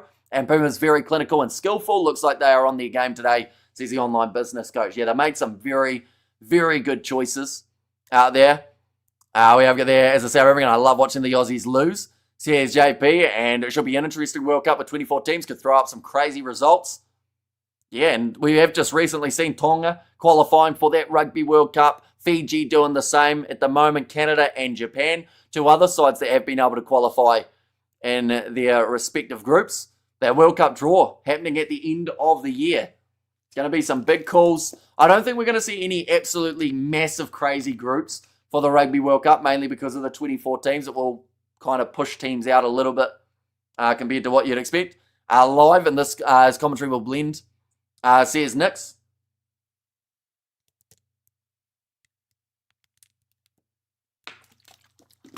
And Yuri has said, morning Hamish, welcome in. Hope you're excited. We are sitting only an hour and 15 minutes away from the biggest test match of the year, if not the decade. Outside of a Rugby World Cup, I still remember the Aussies versus Box game when they were 22-5 behind, and then they won, says David. Yeah, that's the thing. If that game hadn't happened, we wouldn't even be talking about the possibility of an Aussie comeback here. But because that game happened, and because Australia somehow found a way back into that contest, it now begs the question, can they do something like that again? A monumental feat of somehow creating that comeback. We can't win against the Box. We've got a halfback that's not even on the radar, says Joe. And I love how much Argentina has grown, as a rugby nation, says Daryl. And our Hamish always refreshed even when he's done 3 games in a row, says Kevin. And yeah, these games today are literally 3 in a row. Normally we get a little bit of a gap, but Fiji versus Samoa, we had to cut off early because of the build-up of this contest, as well as the fact that it was going to still be going at kickoff for this game. But next weekend, some very exciting games of the Rugby Championship still to come. Australia will be playing 20 minutes earlier, or at least it should be 20 minutes earlier. We'll have to wait and see. Of course, they do make it up as they go. Looking forward to the November games up north. Some cracking games ahead. It's been a great year so far for rugby. Bring it on, says Vlad. I'm sure a legend. Thanks so much for your dedication to our great game, says the online business coach. And I should mention, just because of the international games does not mean that we aren't going to be, I've confused myself, but pretty much we've got more coming later on. We've got the Carling Curry Cup between Boland as well as the Western Province. And then alongside that, we are also going to be covering the Women's World Cup game between England and Australia. So we'll see how the women's Wallaroos do. Not quite the same. Can't see Australia imploding, says Jimbo. And Argentina has seen the Box against Australia and won't let the Aussies back in the game if they can, says Salah. And the ABs will win tonight, but it will be a close game, says Ashley. And can any conclusions from this game be drawn on how New Zealand and South Africa is likely to go? I would say no. Very different. But also at the same time, the fact that the underdog in this scenario has played so well, we've seen one side be a lot more clinical. And actually, no, I take it back. There's one thing we can take from this. The team who gets penalised less should win. And I think that's the same at Eden Park. England ladies best in the world, Hamish, says Kevin. Just found out Japan are playing the Box again, celebrating 10 years of their famous win. Yeah, they are going to be playing them as their first game of the November internationals. I will mention, slightly annoying is the fact that because the first half ran so smoothly, they have decided to make halftime longer, which I don't think they should do. I think that if the first half runs smoothly, you just start the second half a little bit earlier as well. But two sides making their way out onto the field now after about a 15-minute break. Normally you're looking at about 12 minutes or so, but they went, nah, we'll chuck them a few extra, get recovered. Maybe that's just because Joe Schmidt was having an absolute go at them. My honest opinion is that Argentina was not the underdog. Says Len there, another win for the Sharks yesterday. They've turned the corner. Says Jimbo. Yeah, it's just too little too late though, isn't it? In terms of starting to find that rhythm. It was a quick 40 minutes, says JW. And also we have got there my prediction for Argentina to win by 10. Is looking good so far, says Scorpio. Why does Razor keep looking past Falau Fakatava? He's like the third best halfback in New Zealand, says Vito Skux. It's a good question. I think it's also, like Xavier Rowe, I don't think they had any intentions of actually playing him.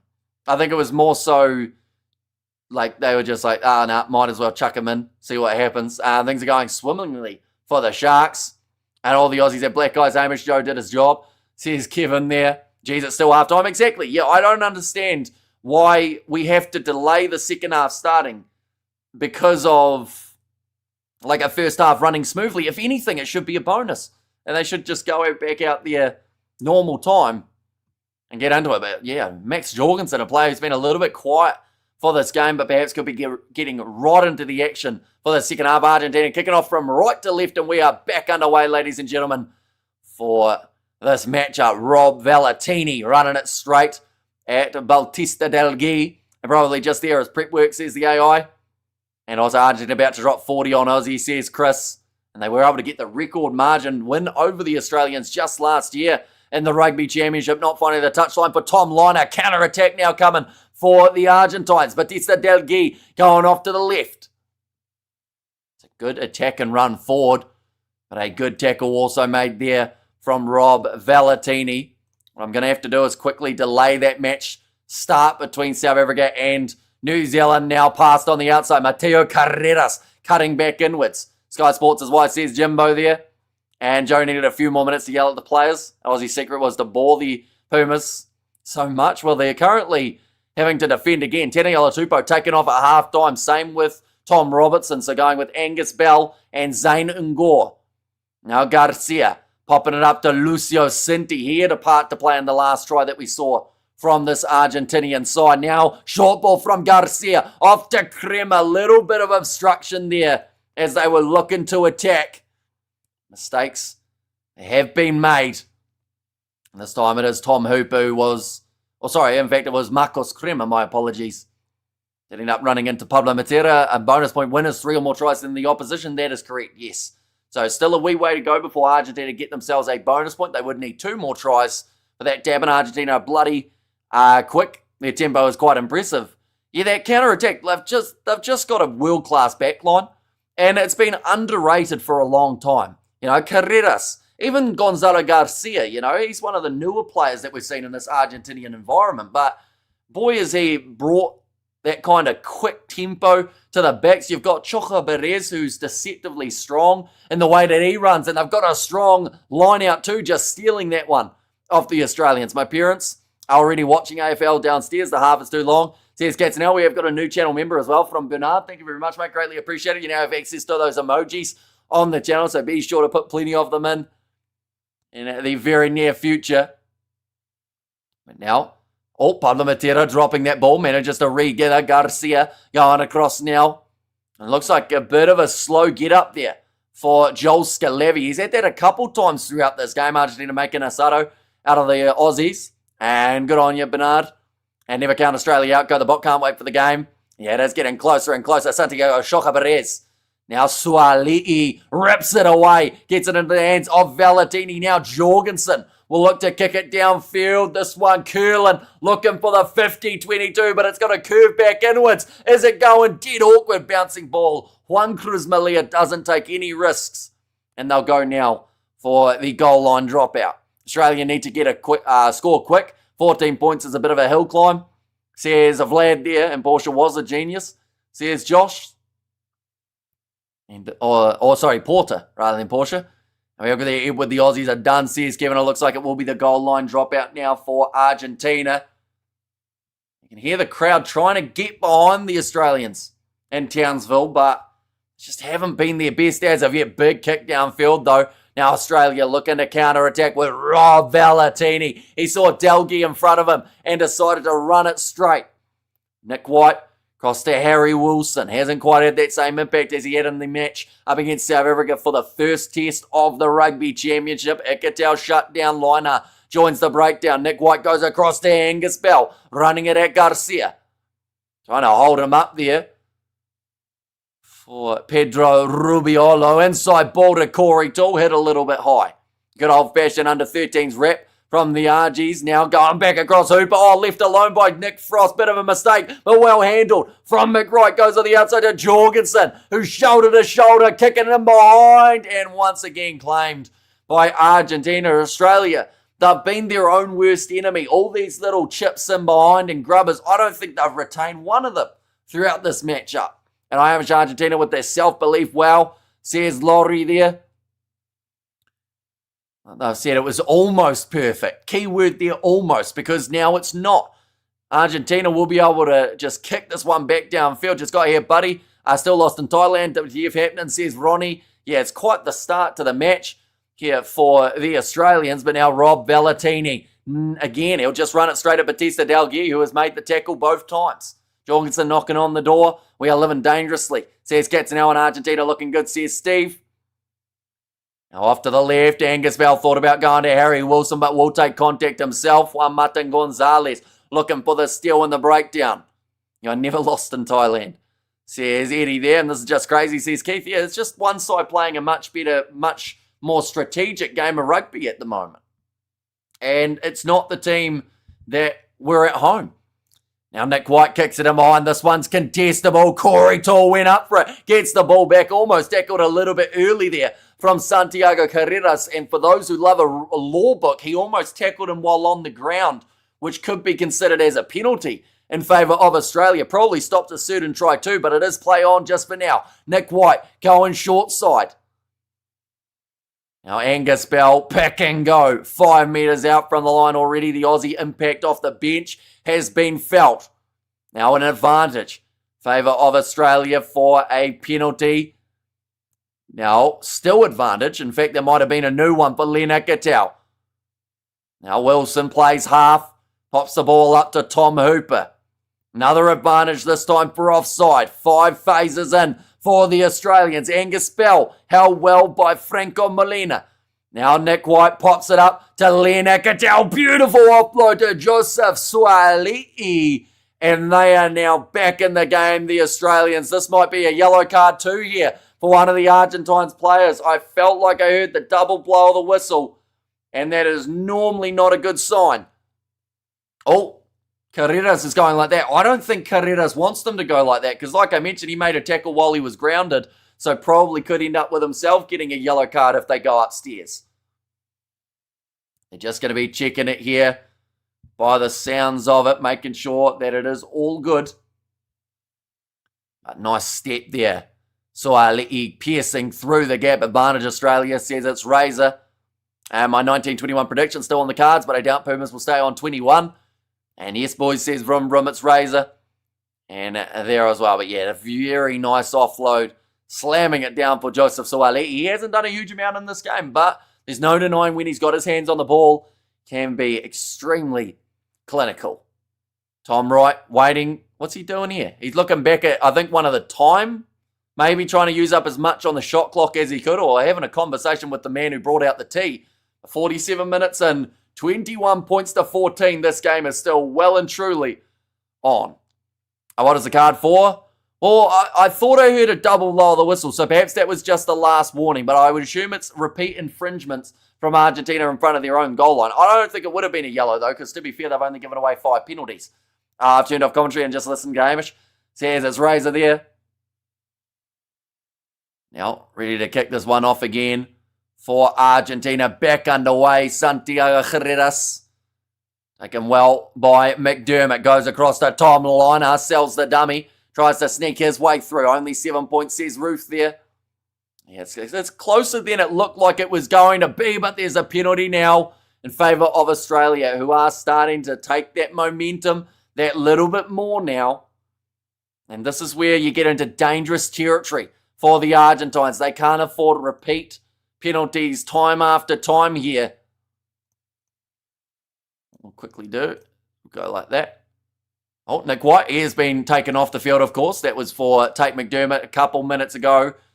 So it seems to be the halfback and the props. They are the two big changes, or the three big switches that we saw. That kick's not finding touch from Tom Liner, missing the touchline and giving Argentina another chance to get their attack going. Aussies are terrible, says Kevin, and come on the Aussies, you can do this all day long, says Winard, nicely taken there, Mateo Carreras.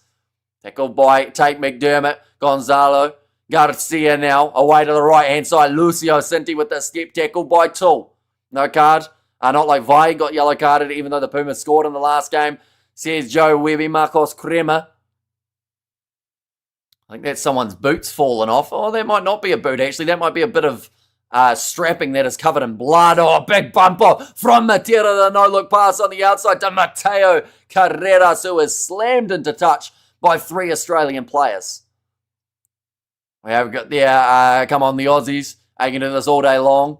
And Australia actually have late game stamina now. Yeah, it seems like at the moment Australia are actually the team that might be looking to push the pace just that little bit more. And I know that Argentina had that plan for the early stages of the game, try and run the Aussies off their feet. But I wouldn't guarantee that this isn't tiring out Argentina too in the way that they have been playing. And deja vu, Pumas stuck on a halftime score like the box first test, says Roger there. And the Pumas says you are.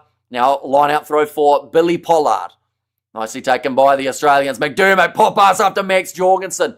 Runs it up to 20 metres out. Makoff Vivas making a great tackle.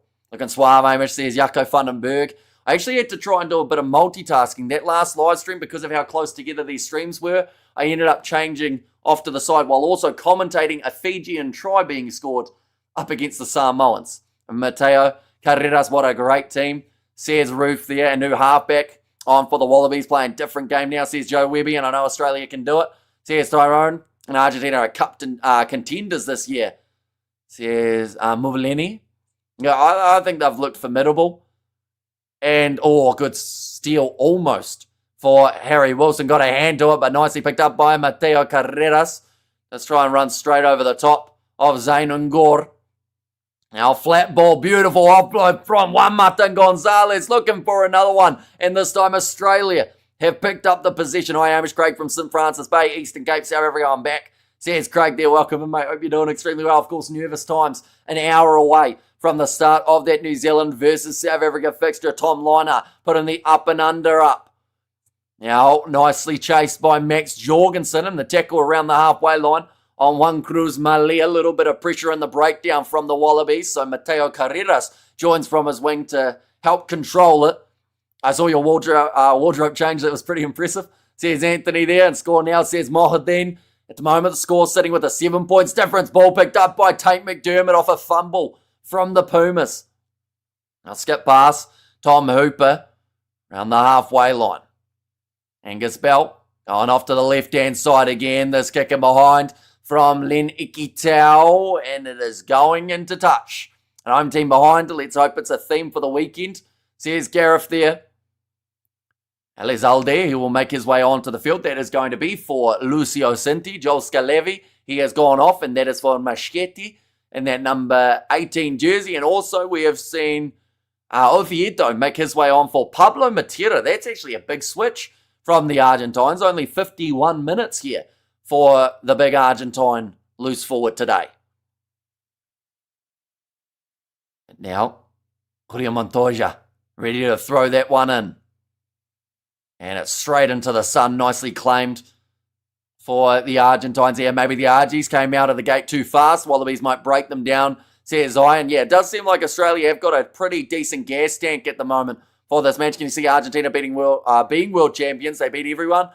I think if they can find that consistency that they have lacked over the last few years, they could certainly be right up there. And I do think they've got a great chance. It'll kick them behind from the Argentines. Batista Delgui trying to win the foot race, but beautifully claimed by Tate McDermott. Delgui's hurt his hamstring here. It's already heavily strapped. It might even be the knee as well.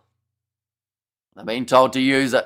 Going off to the left-hand side for Angus Bell. Australia's winning this. Bet your house and your savings, says Evans. See, they came in as underdogs here, Australia, but they are building back into the game. They haven't made too many mistakes, or at least not as many mistakes in the second half. And at the moment, Australia are considered $2.30 underdogs. Nicely taken. My Argentina, Santiago Carreras straight through the gap, but there's obstruction created by a man in the wrong place. That was lucky for the Aussies because they were through there with some very quick pace behind them. Crazy considering how physical it has been, says Big Rig. Is this the first injury of the day?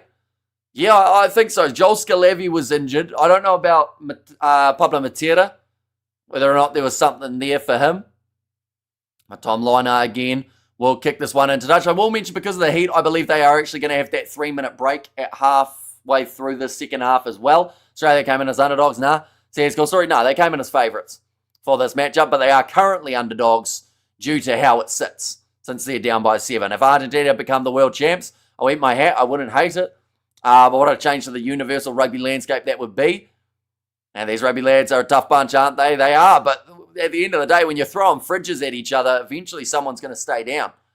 It's not lucky if there's an obstruction.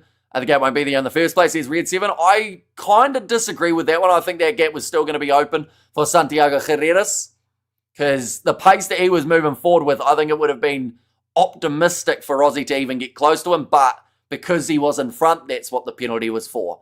We have got their time gone in the second half.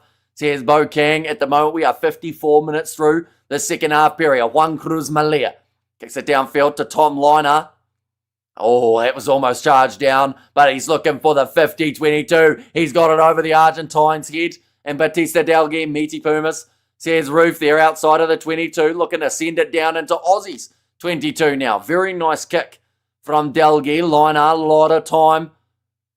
And doesn't get it into touch again. See, that's where Australia, you wonder whether or not that's on purpose. Try and avoid going into touch to keep this game running at this tempo.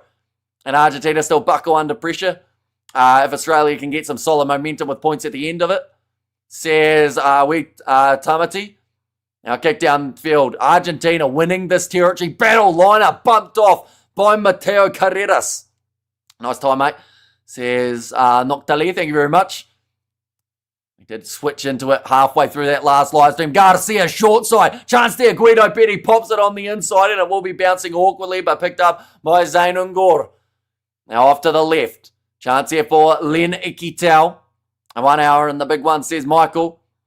Kick on land, not on hand. Says Red 7 and Aussies are a young team and fit as hell, says Daryl. Yeah, they seem like they're speeding up as this match progresses and that does not bode well for this Pumas team. They will need some more tries and they probably need one in the very near future. Now we have got there we're intentionally not making touch. That was our plan all along, says Biggery. The thing is, though, we've seen sides do it before. And it has been effective in the past. But, yeah, I think Liner, because he's mistouched already a couple times, it's probably just because of some mistakes. We're going to Hamish, your mustache is fabulous. And Hamish, once again, world-class commentary. Thank you, and thank you again. Says Kevin. And, of course, we are going to be back for that game taking place between New Zealand and South Africa. It is just around the corner from starting up, ladies and gentlemen. It is going to be an absolutely massive game between those sides. Anyone who is new, of course, be sure to hit that subscribe button. And as soon as this game ends, we're going to be jumping straight over to that live stream. I know that I've got it scheduled for 6:40, but if this game's finished earlier, we'll be doing it earlier as well. Okay, the water is being taken off, and James O'Connor is going to make his way on. McDermott is world class. The way he ups the tempo in the second to none. Says Razor, first test on home soil since 2022 up against the English in Brisbane for James O'Connor. It's been a long time coming. He wasn't selected under Eddie Jones. We've got a new member. And Sean as well. Thank you very much. Greatly appreciated. You now have access to those emojis, including the one with the South African flag and the Bok involved. 23 minutes remaining. And rugby fans eating good this weekend. Pacific Nations Rugby World Championship and the Women's World Cup. Plus, in terms of the kind of competitions around the world, you've got the NPC that is in full effect. You've got the Curry Cup last round taking place too. Then nothing in October. But then November internationals, says Big Rig. Although October we got the URC and we'll be starting back up. So that is definitely something to keep an eye out for in the relatively near future. Okay, Paul Williams just trying to keep this game speeding along as well. It's actually been one of the smoothest running games we have seen, I want to say, in the recent, honestly, this year. I think this has been the smoothest contest. We've had one TMO involved, Everything else has just been smooth as it can be. Quick fire half. And this one's progressing in that same fashion. We've had 58 minutes of the game. And it's probably only been about 19 minutes since the halftime break. Now McDermott going off to the left-hand side. Now passing away. James O'Connor goes across to Joseph Suaalii. He looks like maybe Callaway was taken off the ball. O'Connor slips over. And now chance there for the Argentines. Batista Delgui in position. Tackled by Toole. About 35 metres out. Can Australia make comeback or become comeback kings again? And that's a knock-on from Argentina, so that will certainly not help the Pumas' chances. James O'Connor now kicked downfield, looking for the 50-22. Ball bouncing steeply, but it will go just into the in-goal area of the Argentines. Is it going to pull up? No, it doesn't, and it goes dead. And he is frustrated there, JOC, as Argentina now get themselves about a 60-metre territory gain. And O'Connor refreshed, says Roof, maybe a bit too refreshed with how hard he did end up kicking that ball. And oh, danger again, says Roof.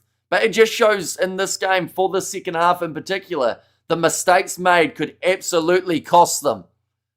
You know, you look at the way that it sits, how Australia, perfect counter-attacking opportunity after we saw Argentina knock that ball on. But then for Australia to make a mistake of their own straight afterwards and pretty much give away that extra momentum that they just about created, that could summarise the second half. Who wants it more? Who's going to make that one less error in the second half? Just like it should be. Bugger the TMOs. Stopping the flow of rugby, says Joe Webby. And 1 foot too long, says Jimbo there. And damn, that was one bounce too many. Right, sounds like 12. Argentina. Right, we're having the water break now for the two sides. So this will be a 3-minute period where they get a little bit of a spell for both sides to be able to recover. Looks like Julio Montoya is going to take this time to be able to take a bit of opportunity to talk to the ref. As long as the money is safe, says Danielle, and James O'Connor still got his Heifel shoes on. And it's the bounce of the ball, says Keith there. And morning, a wild lobster, and enjoy. Nice to see you, says Ruth. And I will mention we are less than an hour away from that New Zealand versus South Africa matchup. It is taking place in the near future. Australia is robbing, says Hector there. Yeah, it is certainly flowing here, this matchup. Both sides want it very badly to be able to walk away with a win, and they know that the Rugby Championship could theoretically be on the line. You know, whoever wins this game has that little bit more momentum and half a shot more to work their way through to the next stage. And Montoya doing what great captain does, playing the ref, says Red 7. And how is Cape Town? Says Wild. I assume you're talking about the Cape Town weather, are you? For, oh no, it might actually be, sorry, to Wild Lobster. Or to Roof, I should say. But they are just showing the kickoff taking place in only 50 minutes or less.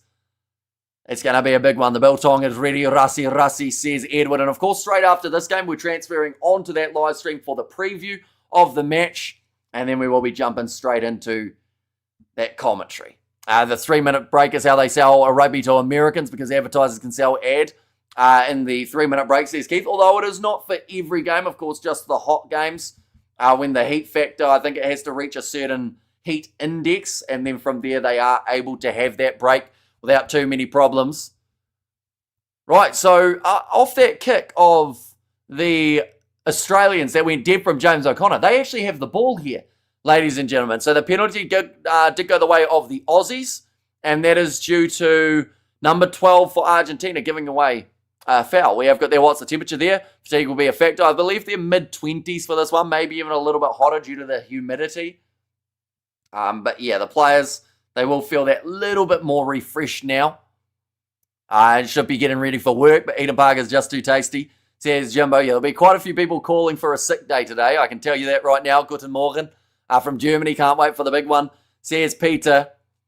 Nicely taken by Harry Wilson. Going off to the right-hand side now. James O'Connor. Contact with Iki Tau. Now again, McDermott. 20 minutes remaining in this fixture. Waikato pass from James O'Connor goes to Harry Wilson. Again, trying to kick him behind. And guess what? For the 10th time, although Wilson's got lucky with a bounce of the ball, he managed to get the charge down. I was about to say, for the 10th time today, we have seen Australia once again butcher a chance of scoring due to kicking the ball. Luckily, I don't work Saturday, says Big Rig. And OMG, I imagine Argentina go 1-1 and South Africa and New Zealand go 1-1. It's an interesting rugby championship. Absolutely. And the thing is, it could 100% happen here. And that's what makes it so exciting. Good exit there from Argentina. Not getting a massive amount of distance on it, but they had to clear their line. 10th time lucky. Says Big Rig. Yeah, Harry Wilson going for the grubber and then all but managing to charge down in a way that could have led to the try. Yeah, massive charge down, and then Zayn Ungor just not getting the bounce of the ball. Santiago Carreras, he only just got to it. It could have ended up going absolutely anywhere off that deflection. It's like dating. You got to get turned down 9 times before you find the one, says Big Rig. Is that the rule of thumb, is it? But now it will be Australia's line out. Got under the 20 minutes remaining in this fixture. Oviedo actually did really well using the post to his advantage. If you keep trying the same thing, has to stick eventually right. Maybe one day. And who knows, maybe it's the try that gets Australia back into this contest that they're able to score. Now James O'Connor goes on the outside. Andrew Callaway steps back inwards. Missed tackle from Argentina. A bit of a rare error from Mateo Carreras. Now pick and go from Carlo to Zano. Tackled by Marcos Crema. Both men love that steal in the breakdown. 70k subs up. Whoop whoop. Says Franz Mitz. Oh yeah, it is absolutely hugely appreciated. Everyone being here. And I think we're just going to keep on going throughout this weekend too. Anyone who hasn't already, be sure to hit that subscribe button. We've got New Zealand versus South Africa just around the corner from taking place. Now Australia sitting sitting 5 metres out from the line with Brandon Payanga Mosa and his first carry. Ikatau with the no-look pass to Harry Wilson. 5 metres still between the Aussies and the line, but they'll go back for a penalty, a double blow of the whistle. And this might be a yellow card. Congratulations on 70k members. Cheers, Evan. Thank you very much. Right, 3 clear offsides in a row here, and Argentina will be going to the bin. There's a massive one there. They're looking for the right number. I think it's going to be Mateo Carreras who does get sent to the bin. He looks utterly confused here. I don't think he expected to be the man penalised for it. And Aussies are second half assassin, says Diane.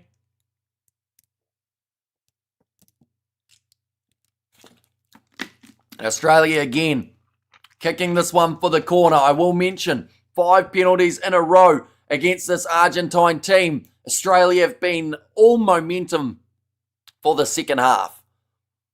Now getting ready to throw this ball in. Right, time is now back on. Aussies ball says red 7. And think, Phil, do you think Argentina would beat England? Well, to be fair, they played them twice in July and Argentina lost both games. So you're saying this current Argentina or the Argentina from only less than 2 months ago? Now James O'Connor goes to Jorgensen. I think that was the wrong choice. Tried to cut inwards, lured in the defence, but didn't quite get the next pass away. Joseph Suaalii gets another one for Australia. And now with the double from him, they are back in this game. They lost and they weren't even that good in them. Says a Big Rig there. And also down a man. This is an Aussie's chance to turn it around. And they have made the most of the opportunity. Going for the corner, taking a little bit of a risk there. Rather than going for the 3 points. But they knew that this was the opportunity to strike. And it's exactly what they've done here. We have got Kaylin as a new member. Thank you very much. Greatly appreciated. You now have access to those emojis on the channel. So be sure to use them, including that one with try. Because we've just seen a great one from the Wallabies. We have got there, this has never happened before. Says David in a halftime talk to the ref has worked. Says Eric there, and the momentum could swing back their way, says Waitamati. Or Tamati, I should say, sorry. That kick from James O'Connor is over too. We're sitting 21-21 with 16 minutes remaining in what has been a very interesting game of the Rugby Championship for round 3. It just seems like there are moments in this game that either side have kind of cost themselves. But in this case now, you just get that feeling like the Aussies are getting close enough to perhaps have that really good shot. What we will do here is go like that and go like that as well. I think Sky is glitching a little bit at the moment, as all they are showing is that James O'Connor kicked 57 times when I try and reload it. We look at their game is on, says Henk. Yeah, it is a close one at the moment. And 2 million man. Right, we're about 30 seconds delayed now as Sky had a bit of a disruption there. Yeah, stupid Sky says no, Mum, so I assume you had that as well. Wallabies broke them down as I predicted and final score 31 points to 24. And now Wallabies had the momentum, game on point, says Red 7. And yeah, the fact that it is 21-21. Go you good thing, says Joe. 8 minutes remaining of the Mateo Carreras yellow card. That could be an extremely crucial little patch here for this Australian side. How's your mum, says Mohadeen? She's doing well. She's probably a bit nervous for that game later on tonight. But, of course, everyone is also excited about how that match is going to end up going. Ready to kick this one off. It will be Santiago Carreras. And big mistake by Argentine coach. Take off Pablo Matera. I was surprised. So you'd have to assume that it can only be injury-based for taking off a player like Pablo. Because in these type of close games, that's normally when he finds that next level. Nicely taken by the Australians again, this time with Jeremy Williams, who has made his way off of the bench. And also Aussies back have their tails up and they are using them again. Corey Toole goes out to Callaway, one-on-one defence from Argentina on point, knocking it out of his hands. So it will now be the scrum feed for Argentina. Dislodging that ball, very nicely done by the Argentine rush defence. And Pumas versus England, it was different Pumas teams in the top 14 still going. No Malia, Shoka Barres, etc. says James. And also England missing every single British and Irish Lions player in their match too. So it's very hard to tell how that match would have gone if both sides were full strength. We have got there, come on Argentina, ole. And also, who do you predict to win here, Hamish? I think Australia have all the momentum. You know, I think that this first 25 minutes of the second half has been very telling for Argentina, how they just haven't been able to get that possession. And in the first half, they had 41% possession and 41% territory. But alongside that, we did see the benefit for the Argentines was the fact that Australia just couldn't quite get it right. You know, they were making mistakes, dropping the ball, giving away penalties, 9 in total throughout that first half. We have got there, sorry, I have to leave it here, so close, says Johnny. But we are going to be, of course, back for that preview and the build-up for the next match between South Africa and New Zealand. So be sure to pop in around 20 minutes' time for that one. Still in the breakdown from the Australians, but it's a knock-on from James O'Connor. I have no idea how that can be play on. Looked like it was Ford. Montoya's just frustrated. He's looking at the touch judge going, why is that not our scrum? Is it good rugby or just tense or both? I'd say it's become better rugby in the second half from the Australians. It's close and tense though, that is for sure. Gutsy commentary, enjoying the rugby. Says Patrick there.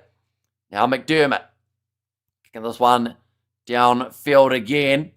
And we both tied, says Tyrone. Yeah, close at the moment. Here comes Santiago Carreras. And I have to say, after the way that Argentina have been in the first 26 minutes of the second half, they would be probably lucky to win this game. They've just dropped the ball again. Point proven. Little kick him on from Callaway. He keeps on trying it. Is it going to work for him? Ball sits up. Callaway with a foot race, but he's dragged down 25 metres out from the Pumas line. Short side. Argentina scrambling. Knock on this time from the Australians. It's going to be the case of who can drop the ball one less time than their opposition here. The Aussie team has been building so much experience and patience. So here's Red 7. Now we have got there now. It's even higher scoring. It's open Argentina. Would be over 40 by now. See, that's optimistic. I like it though.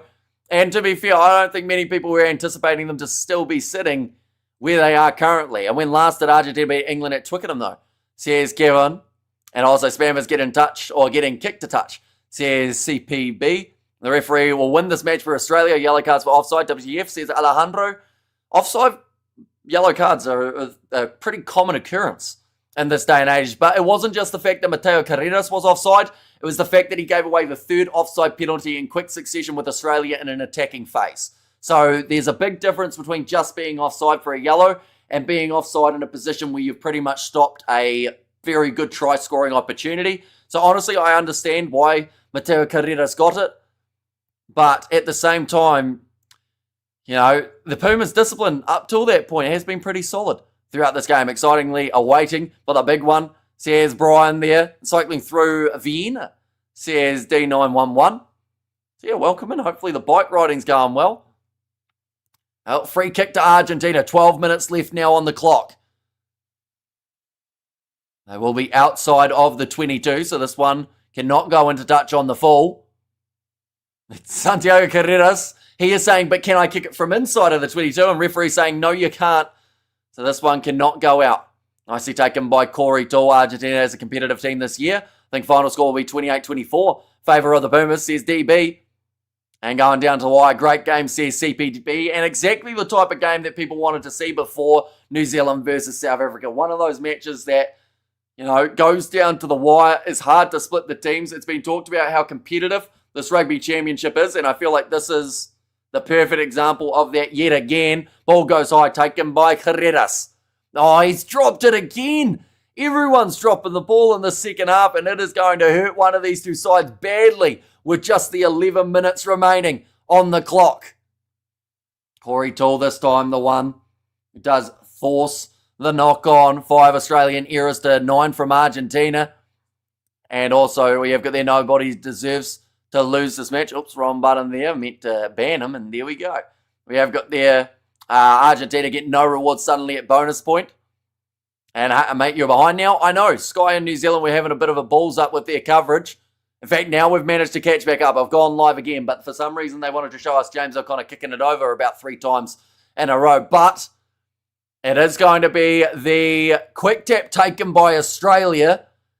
And from there, it was pretty confusing. And then the knock on from James O'Connor. Good morning, says Carlin. Welcome in. Hope you're doing extremely well.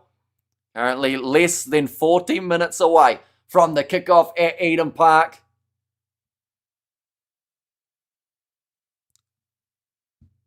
Okay, now they're actually going to go back for the Australian scrum because the quick tap wasn't taken legitimately by the sounds of it. This ref is bloody awesome, says Tanner too. But yeah, a bit of a confusing moment there for McDermott.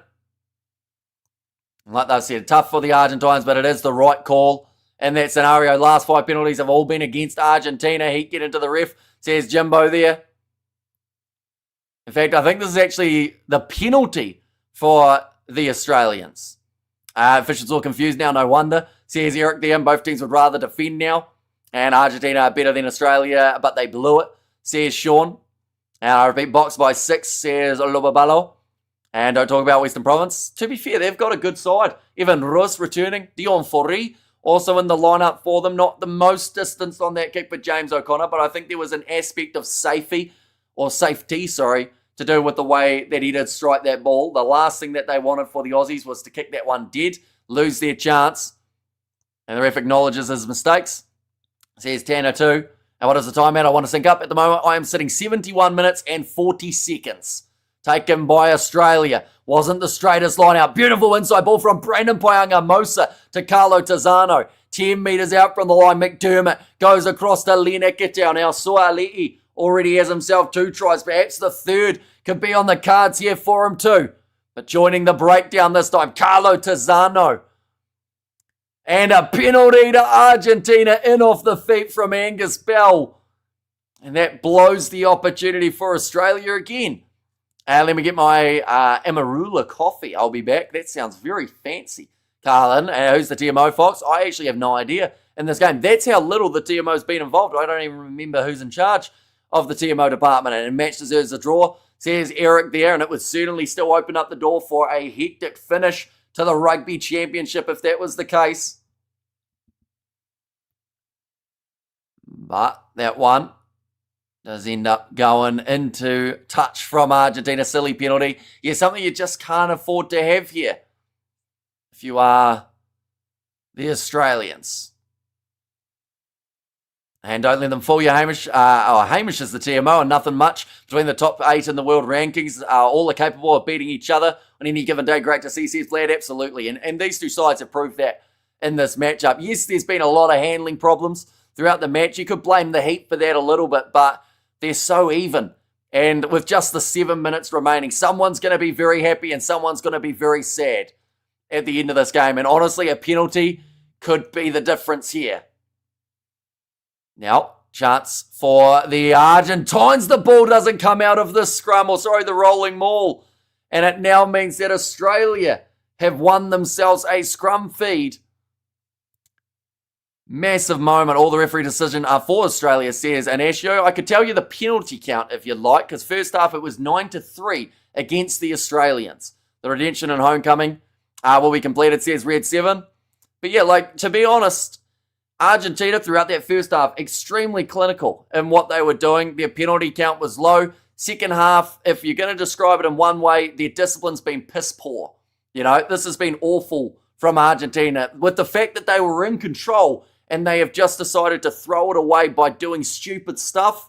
Like, it's brutal, but it's honest. That's what we've seen here. Australia have looked like the much more put together side in the second half in terms of their decision-making. Drop goal coming. To be fair, if it's a drop goal, I'm backing Santiago Carreras 10 times out of 10 to be able to win it. Ref seems biased in the second half. Are you saying he was biased the other way in the first? We have to wonder if they will back out of the stadium or they will black out the stadium when the All Blacks do the haka, says Novmum. And the thing is, it's only sitting 35 minutes away. Ball fed in again for the Australians. Tate McDermott, short ball to Leonard Cattell. He's knocked it on. And Argentina get themselves the scrum here again. Officials do a coin toss. Who gets penalties and 50-50 calls? What, half of the match? So obvious, says Eric there. And Pumas ridiculous at the moment. Silly mistakes. And the thing is, Australia making just as many, though. You know, that drop ball from Leonard Cattell. He's been catching the ball, I would say, 90% of the time outside of this game. Or outside of just that little play. Go Australia, it's on, says Joe.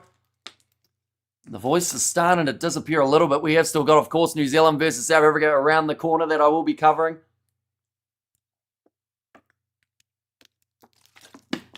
On the channel as well, but it is going to be a massive one when those two sides go head to head. The anticipation for that game, of course, forever building. Poor pass from McDermott. Oh, free kick goes the way of Argentina. And show some clutch Wallabies. I think a draw would be fair, says Sean. And yeah, it just seems like neither side are having that big moment to win the game. Oh, seeing a little bit of space behind there from Argentina. Maybe a bit of a mistake there. Will you be covering any of the Women's World Cup games afterwards? I am hoping to do England versus Australia, where we do get to see who finishes top of the table in that group. And take Manuka Honey Hamish. Your voice may need it. I'll probably have to do it if I did after the next live stream. I've got no time in between. We are doing about 6 hours back-to-back for today. McDermott kicking high again. 4 minutes remaining on the clock here. And nicely taken under the high ball from Mateo Carreras, who makes his way back out onto the field. High tension here, says Marion on shirt wardrobe. Fiscal, that's too fancy of a word for me, Richard. But now inside ball going nicely. Argentina, they have made their change of the replacement halfback. Now Oviedo going away to the right-hand side. Skip pass over the top. Chance here for Delgui to show off some of his quick step and feet. Whose ball at the moment, Argentina have got the ball in hand.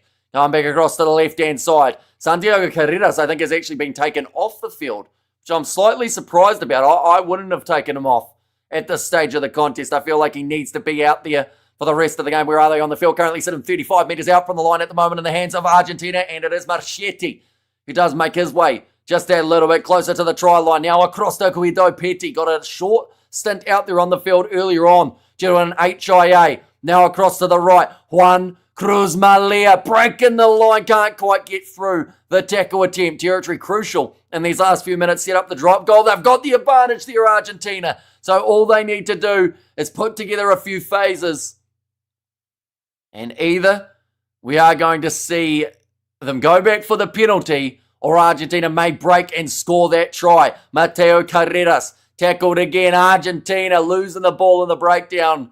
And this is where I would have thought Carreras would have been the option. Just passing time, says Richard there. And maybe a draw is fair. Field position, please. Currently still sitting around that 35, maybe 40 metres out from the line here.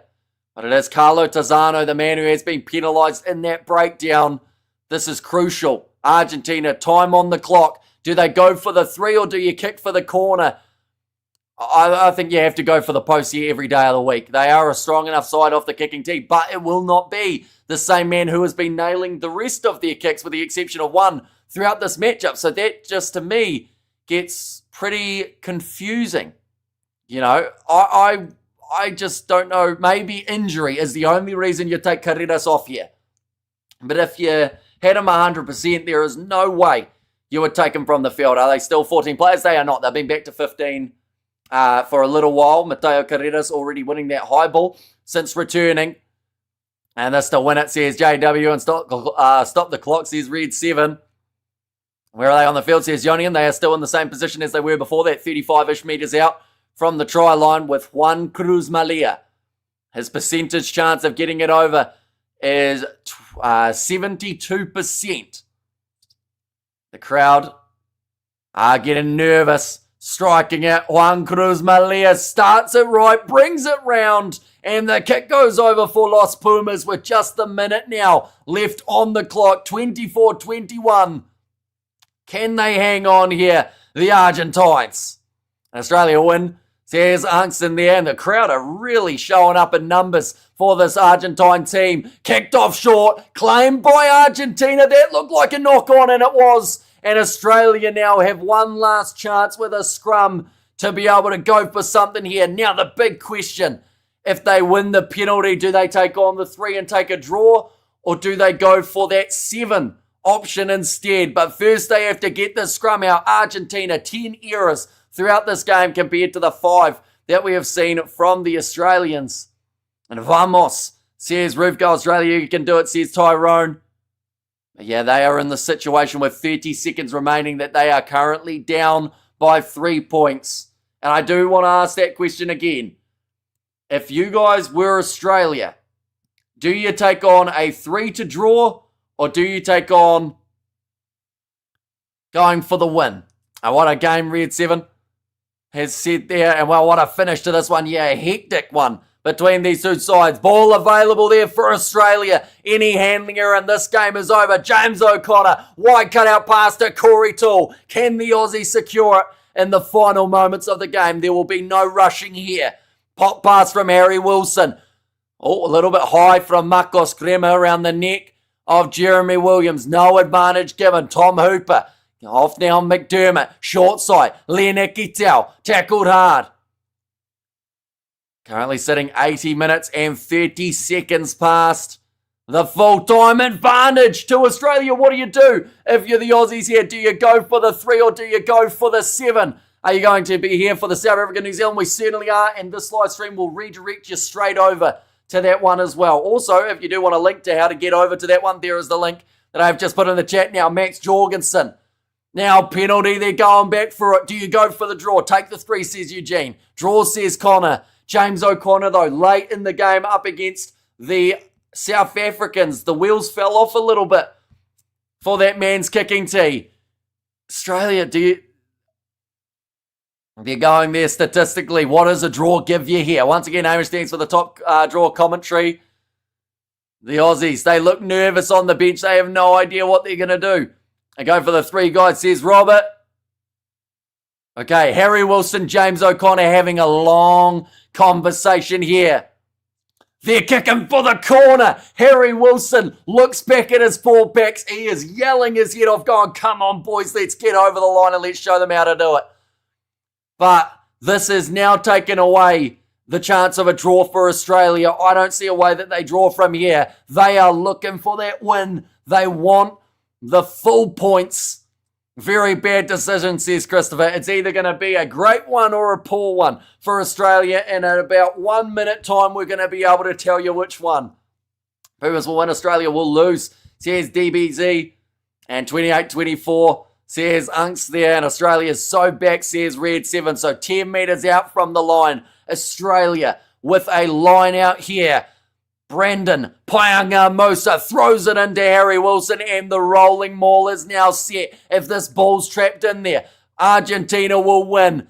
But Australia currently in the hands of Brandon Paenga-Mosa going through the middle for the Argentines. Mosa has to break away to the side. Leonard Kittel, pick and go there. 10 metres from the line. Physicality, the forefront for Argentina. McWright across to Harry Wilson. No advantage. This is an easier 3 if they want it. But first, they're going to get their back line going. Su'ali'i already got himself 2 tries. Now Ikitau Fends off Santiago. Choco Barres getting a couple extra meters there too. Callaway has to play halfback as McDermott joins the breakdown to keep it on the side of the Australians. 10 meters still from the try line. Carlo Tizzano pops it up to JOC. Does the spin over the top. They'll go back for the penalty. Come on, you can do it. Says Big Rig and Hamish every Saturday of the week and twice on a Saturday. Right, this one is a gimme out in front of the post. What is Australia's mindset now, though? Do they go for it again? Or do they take the 3? What do you do if you're Joe Schmidt? Do you try and win this game or do you try and draw it? It's a new ball, so they can't go quickly is the call. McDermott's pointing at the corner again. We're going to have to start that live stream between New Zealand and South Africa just a little bit later, but of course we've still got plenty of time before that match does get underway. Now we have to there take the point, says Noah. They're right out in front of the post. It is the easiest kick of 3 that we would see for the day, but Australia don't care. They're going to go for the corner again here. Just the mindset, the attacking. Oh, they're going to go for the tap instead rather than the line out. 84 minutes through this brutal test match between Australia and Argentina. Pick and go there from Carlo Tizzano. 1 meter out from the line. Chance here, Angus Bell leaves it for Brandon Paianga Amusa, 1 meter out. They've got another penalty advantage here. Australia cross kick from James O'Connor. Jorgensen takes it, flicks it on the inside, and it won't be held. They'll go back for again another penalty. This has to be close to a yellow card. Not that it will make any difference at this stage of the match. We're up to 85 minutes through this fixture. We have got there. Oh, let's stop that voice disappearing. Well, there, come on, Aussie, says Pepe. They will go for the 5 meter scrum or the tap again here for the Australians, though. And crazy game, really, says Xander. Absolutely insane between these two sides. Of course, we've still got, let's just talk about it, Eden Park around the corner that we are going to be covering on the channel too. So anyone who's new, be sure to hit that subscribe button as we will be back for that next game. This live stream will take you straight over. Plus, that is the link that I've just put in the chat to be able to go to that next stream too. And Hamish nervous already, says Victor. It has been a hectic game between these two sides, that is for sure. But the nerves, I'll be honest, because of how hectic this game has been, I slightly forgot about New Zealand versus South Africa for a second there. But now it's coming back. James O'Connor, kick for the corner again. Try is coming, says Alfsil. And commendable, though, by both. Oh, no, they've decided the tap is the better option. And Brandon Paianga Mosa diving just short of the try line. Carlo Tizzano, pick and go again here. Can the Pumas hold on? That is close to the try line. 1 meter out here for the Aussies. Pick and go, I believe that was Zane Ungor. No penalty advantage as of yet here. Akatel with the no-look pass. Australia score, and they win this game in Townsville. They have upset the Pumas. They were down at halftime by quite a margin, but they have done it again here, Australia, just like the opening contest of the Rugby Championship. But they will win 26 points to 24 with the kick to come, 28-24. The likely scoreline. But ladies and gents, the day is not over. We are popping straight over to that next live stream where we will let you know if the kick does go over or not. But be sure to tune in for that one. The link once again will be in that link that I've put in the comments. But we are back in about 30 seconds for the next game.